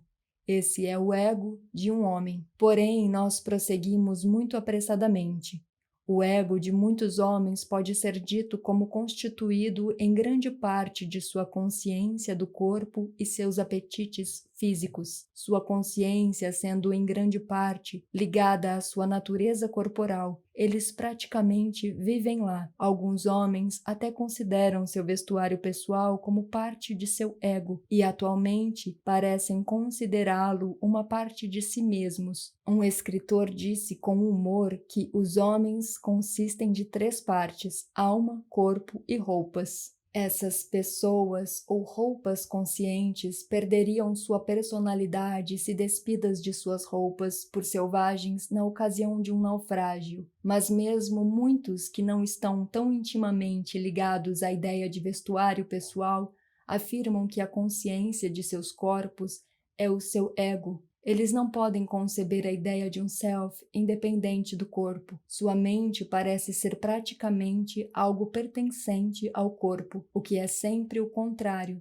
Mas, à medida que o homem sobe na escala da consciência, ele se torna capaz de distinguir o seu ego de sua ideia do corpo e é capaz de pensar em seu corpo como pertencente à sua parte mental. Só então estará apto a identificar o ego inteiramente com os estados mentais, emoções, etc., que ele sente existir dentro de si, e é muito capaz de considerar esses estados internos como idênticos a si mesmo, em vez de serem simplesmente coisas produzidas por alguma parte de sua mentalidade e existentes dentro dele e nele, mas ainda não ele mesmo. Compreende que pode mudar esses estados mentais e emocionais através do esforço da vontade e que pode produzir da mesma forma um sentimento ou estado de natureza exatamente oposta, e ainda assim o mesmo ego existe. Assim, depois de um tempo, ele é capaz de deixar de lado esses vários estados mentais, emoções, sentimentos, hábitos, qualidades, características e outras faculdades mentais. Ele é capaz de colocá-los de lado no conjunto não eu, de curiosidades e estorvos, bem como bens valiosos. Isso requer muita concentração mental e poder de análise mental por parte do estudante, mas ainda assim a tarefa é possível para o estudante avançado. E mesmo os não tão avançados são capazes de ver na imaginação como o processo pode ser realizado. Após esse processo de pôr de lado ser executado, o aluno se verá em posse consciente de um self, que pode ser considerado em seus dois aspectos, eu e ego. O ego será sentido como algo mental no qual pensamentos, ideias, emoções, sensações e outros estados mentais podem ser produzidos. Pode ser considerado como uma matriz mental, como os antigos o dominaram, capaz de gerar descendentes mentais. Manifesta-se a consciência como um ego feminino, com poderes latentes de criação e geração de descendência mental das progênies mentais de todas as espécies e reinos. Seus poderes de energia criativa são considerados enormes, contudo, parece ser consciente de que deve receber alguma forma de energia de seu companheiro eu, ou então de algum outro eu, para ser capaz de trazer para a existência suas criações mentais. Essa consciência traz consigo a realização de uma enorme capacidade de trabalho mental e capacidade criativa. Mas o estudante logo descobre que isso não é tudo o que ele encontra dentro de sua consciência interior. Ele percebe que existe um algo mental que é capaz de desejar que o ego feminino haja conforme certas linhas criativas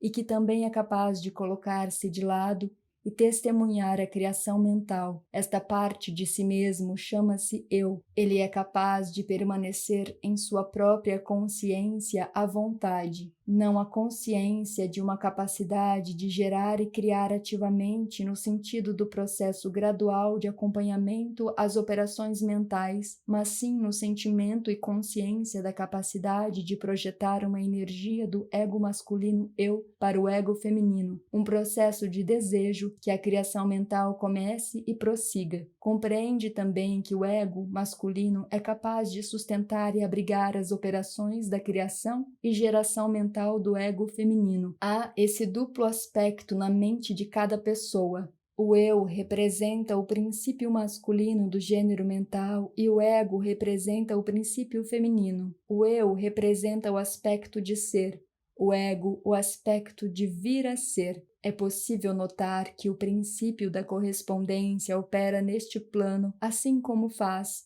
sobre o grande plano sobre o qual a criação de universos é realizada. Os dois são semelhantes em espécie, embora muito diferentes em grau. Assim como é acima, é abaixo, como é abaixo, é acima. Esses aspectos da mente, os princípios masculino e feminino, o eu e o ego, considerados em conexão com os conhecidos fenômenos mentais e físicos, conferem a chave mestra a essas regiões pouco conhecidas da operação e manifestação mental. O princípio do gênero mental nos mostra a verdade subjacente ao campo total dos fenômenos de influência mental. A tendência do princípio feminino está sempre na direção de receber impressões, enquanto a tendência do princípio masculino está sempre na direção de dá-las ou exprimi-las. O princípio feminino tem um campo de atuação muito mais variado do que o princípio masculino. O princípio feminino conduz à atividade de gerar novos pensamentos, conceitos, ideias,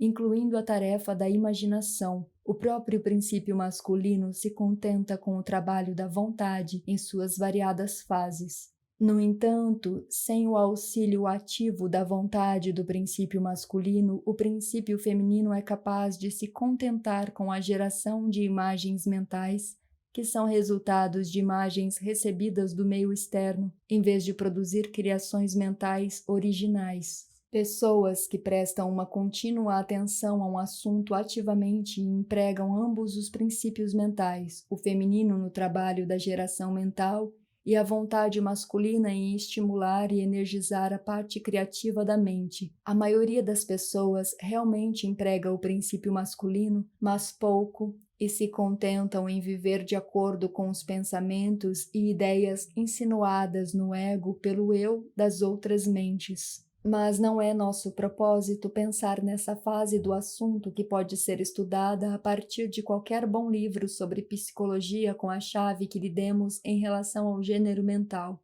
O estudante de fenômenos psíquicos está ciente dos maravilhosos fenômenos classificados sob o título de telepatia, transferência de pensamento, influência mental, sugestão, hipnose, etc. Muitos têm procurado uma explicação desses vários fenômenos nas teorias dos vários professores da mente dupla. E, em uma medida, eles estão certos, pois há claramente uma manifestação de duas fases distintas da atividade mental. Mas, se esses estudantes considerarem estas mentes duplas à luz dos ensinamentos herméticos sobre vibrações e gênero mental, verão que têm na mão a chave que com tanto esforço procuravam. Os fenômenos de telepatia são vistos como a energia vibratória do princípio masculino projetada em direção ao princípio feminino de outra pessoa, e esta última toma o pensamento semente e permite que ele se desenvolva. Da mesma forma, a sugestão e o hipnotismo operam.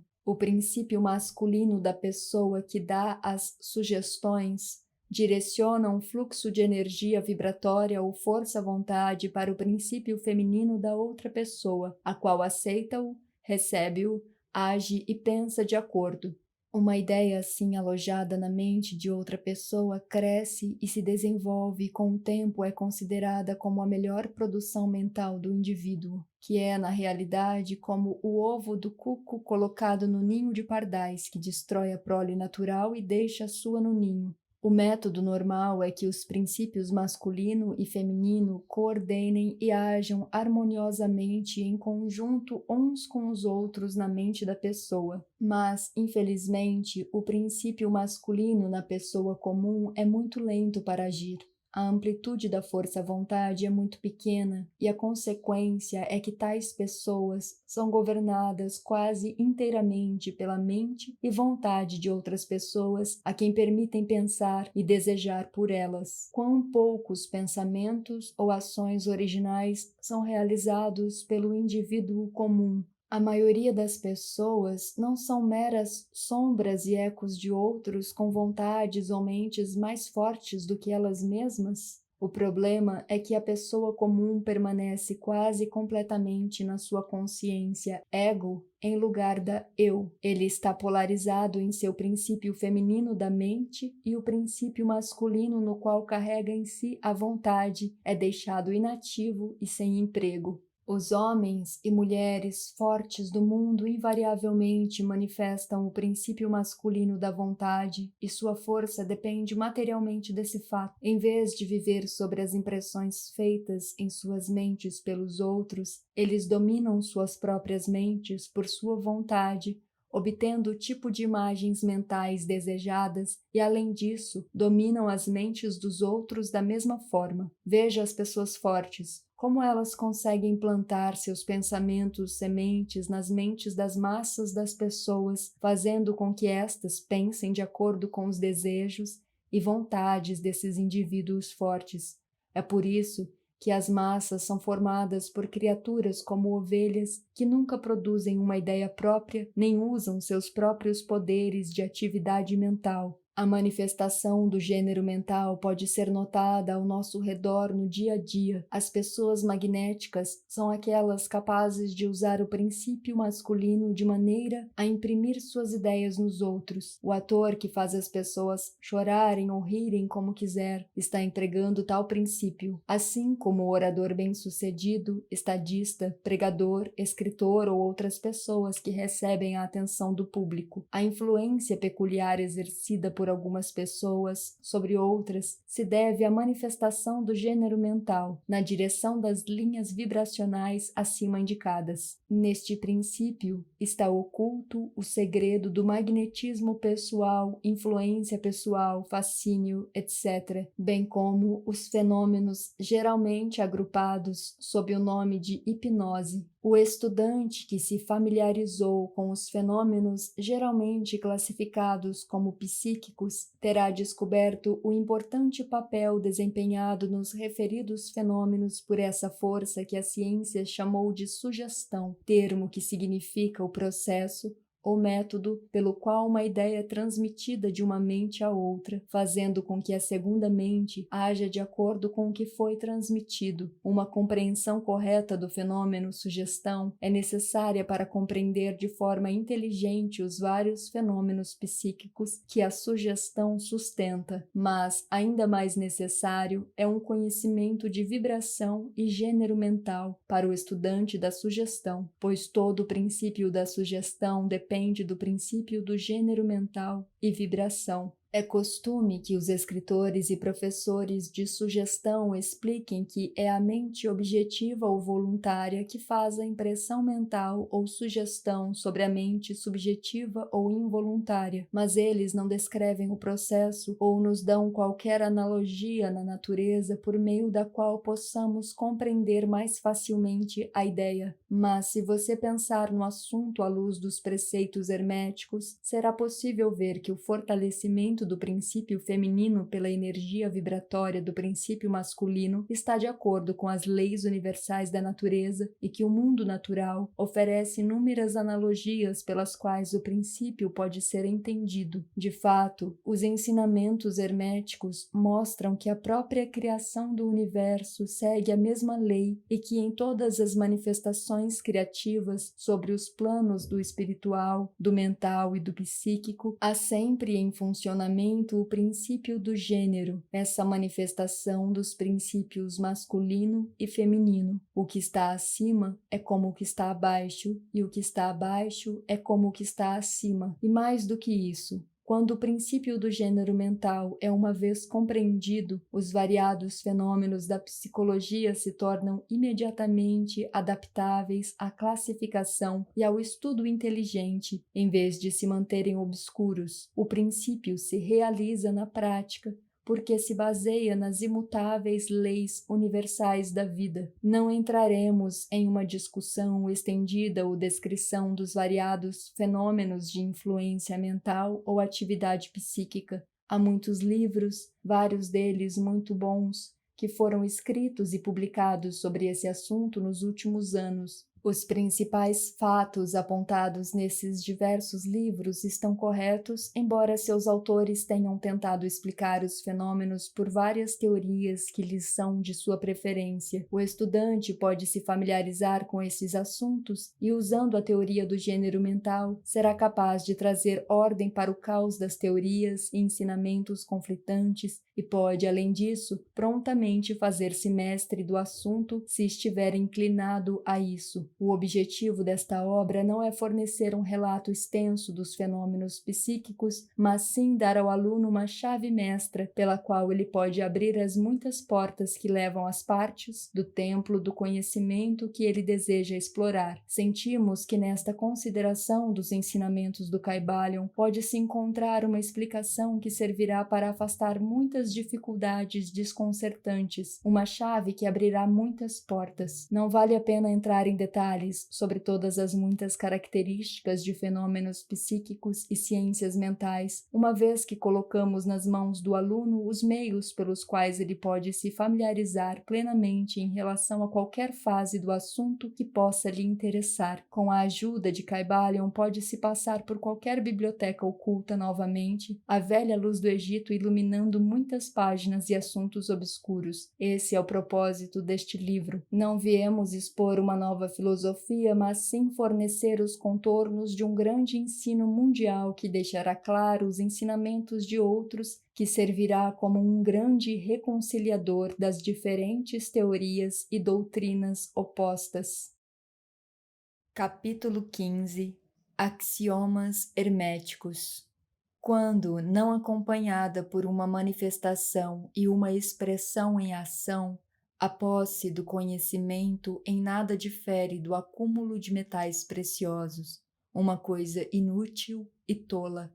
O conhecimento, como a riqueza, a posse do conhecimento, sem ser acompanhada de uma manifestação ou expressão em ação, é como o acúmulo de metais preciosos, uma coisa vã e tola. Como a riqueza, o conhecimento é destinado ao uso. A lei do uso é universal. E aquele que a viola sofre em razão de seu conflito com as forças naturais. Os preceitos herméticos, conquanto sempre tenham sido bem guardados na mente dos seus afortunados possuidores, por razões que já expusemos aqui, nunca foram destinados a ser simplesmente acumulados e ocultados. A lei do uso está contida nos preceitos. Se pode ver na referência ao Kybalion da citação acima, que a estabelece categoricamente. O conhecimento sem o uso e a expressão é uma coisa vã, que não traz nenhum bem a seu possuidor ou à raça. Guarde-se o leitor contra a avareza mental e expresse em ação aquilo que tiver aprendido. Estude os axiomas e aforismos, mas não deixe de praticá-los. Apresentamos a seguir alguns dos mais importantes axiomas herméticos extraídos do Kybalion, com alguns comentários explicativos acrescentados a cada um.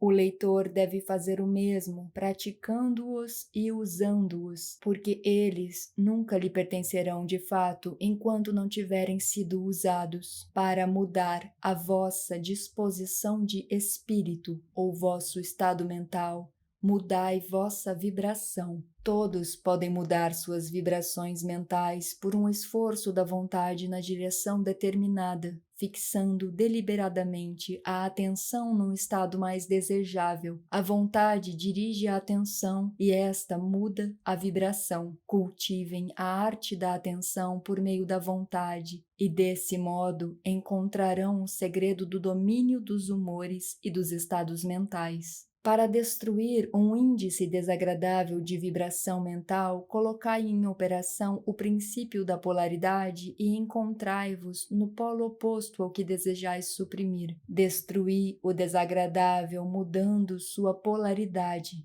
Esta é uma das fórmulas herméticas mais importantes. Baseia-se em verdadeiros princípios científicos. Mostramo-lhes que, em estado mental e o seu oposto, nada mais são que os dois polos de uma só coisa e que a polaridade pode ser invertida pela transmutação mental. Esse princípio é conhecido pelos psicólogos modernos que o aplicam para a eliminação de hábitos desagradáveis, pedindo a seus discípulos que se concentrem na qualidade oposta. Se forem acometidos pelo medo, não percam tempo tentando destruir esse medo, mas cultivem a qualidade da coragem e verão que o medo desaparecerá. Muitos escritores exprimiram essa ideia de modo muito incisivo, usando o exemplo do quarto escuro.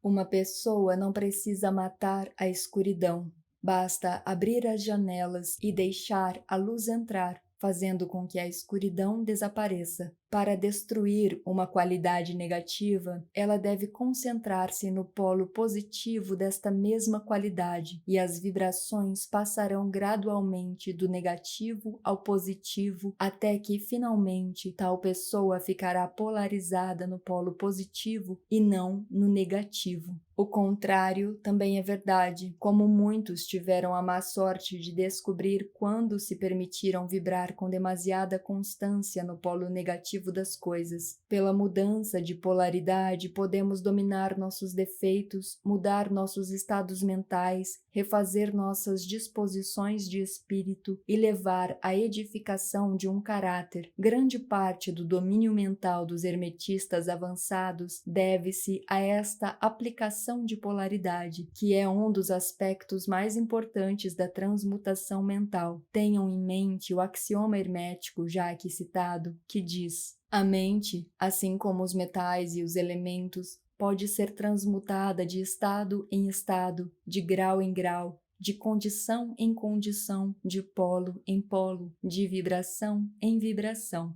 O domínio da polarização é o domínio dos princípios fundamentais da transmutação mental ou da alquimia mental, porque, a não ser que adquira a arte de mudar sua própria polaridade, ninguém poderá viver em seu entorno. A compreensão perfeita desse princípio tornará a pessoa apta a mudar sua própria polaridade, bem como a dos outros, caso se disponha a dedicar parte do seu tempo ao estudo e à prática necessários para possuir tal arte. O princípio é verdadeiro, mas os resultados obtidos dependem da paciência e da prática persistente do estudante. O ritmo pode ser neutralizado pela aplicação da arte da polarização. Como explicamos em capítulos anteriores, os hermetistas ensinam que o princípio de ritmo se manifesta tanto no plano mental como no plano físico e que a extraordinária sucessão de humores, sensações, emoções e outros estados mentais deve-se à oscilação para trás e para frente do pêndulo mental, que nos leva de um extremo de sensação a outro. Os hermetistas também ensinam que a lei da neutralização habilita a pessoa a superar em grande parte a ação de ritmo na consciência. Como explicamos, há um plano superior de consciência, do mesmo modo que um plano inferior intermediário, e o mestre, ao elevar-se gradualmente ao plano superior, obriga a oscilação do pêndulo mental a se manifestar no plano inferior. Durante esse tempo, ele que alcançou o plano superior fica livre da consciência da oscilação de retorno do pêndulo. Isto acontece mediante a polarização no ser superior, elevando-se assim as vibrações mentais do ego acima daquelas do plano ordinário de consciência. Isso é semelhante a elevar-se acima de uma coisa, deixando-a passar por baixo de vós. O hermetista avançado polariza-se no polo positivo do seu ser, o polo do eu sou e não do polo da personalidade, e pela recusa e negação da ação de ritmo, eleva-se sobre seu próprio plano de consciência e, permanecendo firme em sua manifestação do ser, permite que o pêndulo oscile para trás no plano inferior, sua polaridade. Isso pode ser realizado por todas as pessoas que atingiram qualquer grau de autodomínio, quer compreendam a lei, quer não. Tais pessoas simplesmente se recusam a deixar-se mover pelo pêndulo dos humores ou emoções e, afirmando categoricamente sua superioridade, permanecem polarizadas no polo positivo. O mestre, sem dúvida, obtém um grau de eficiência muito maior, pois entende a lei que está dominando por uma lei muito superior e pelo emprego de sua vontade alcança um grau de equilíbrio e tenacidade mental quase impossível de crer pelos que se deixam oscilar para frente e para trás pelo pêndulo mental dos humores e emoções. Contudo, não se esqueça de que, na verdade, você não destruirá o princípio do ritmo, pois ele é indestrutível. Você pode simplesmente sobrepujar uma lei contrabalanceando-a com outra e, desse modo, assim manter-se em equilíbrio. As leis de equilíbrio e contrapeso estão em ação tanto nos planos mentais como nos físicos, e a compreensão dessas leis habilita o homem aparentemente a destruir as leis quando, na verdade, ele nada mais faz além de contrabalançá-las. Nada escapa ao princípio de causa e efeito, mas existem muitos planos da causalidade e é possível usar as leis do plano superior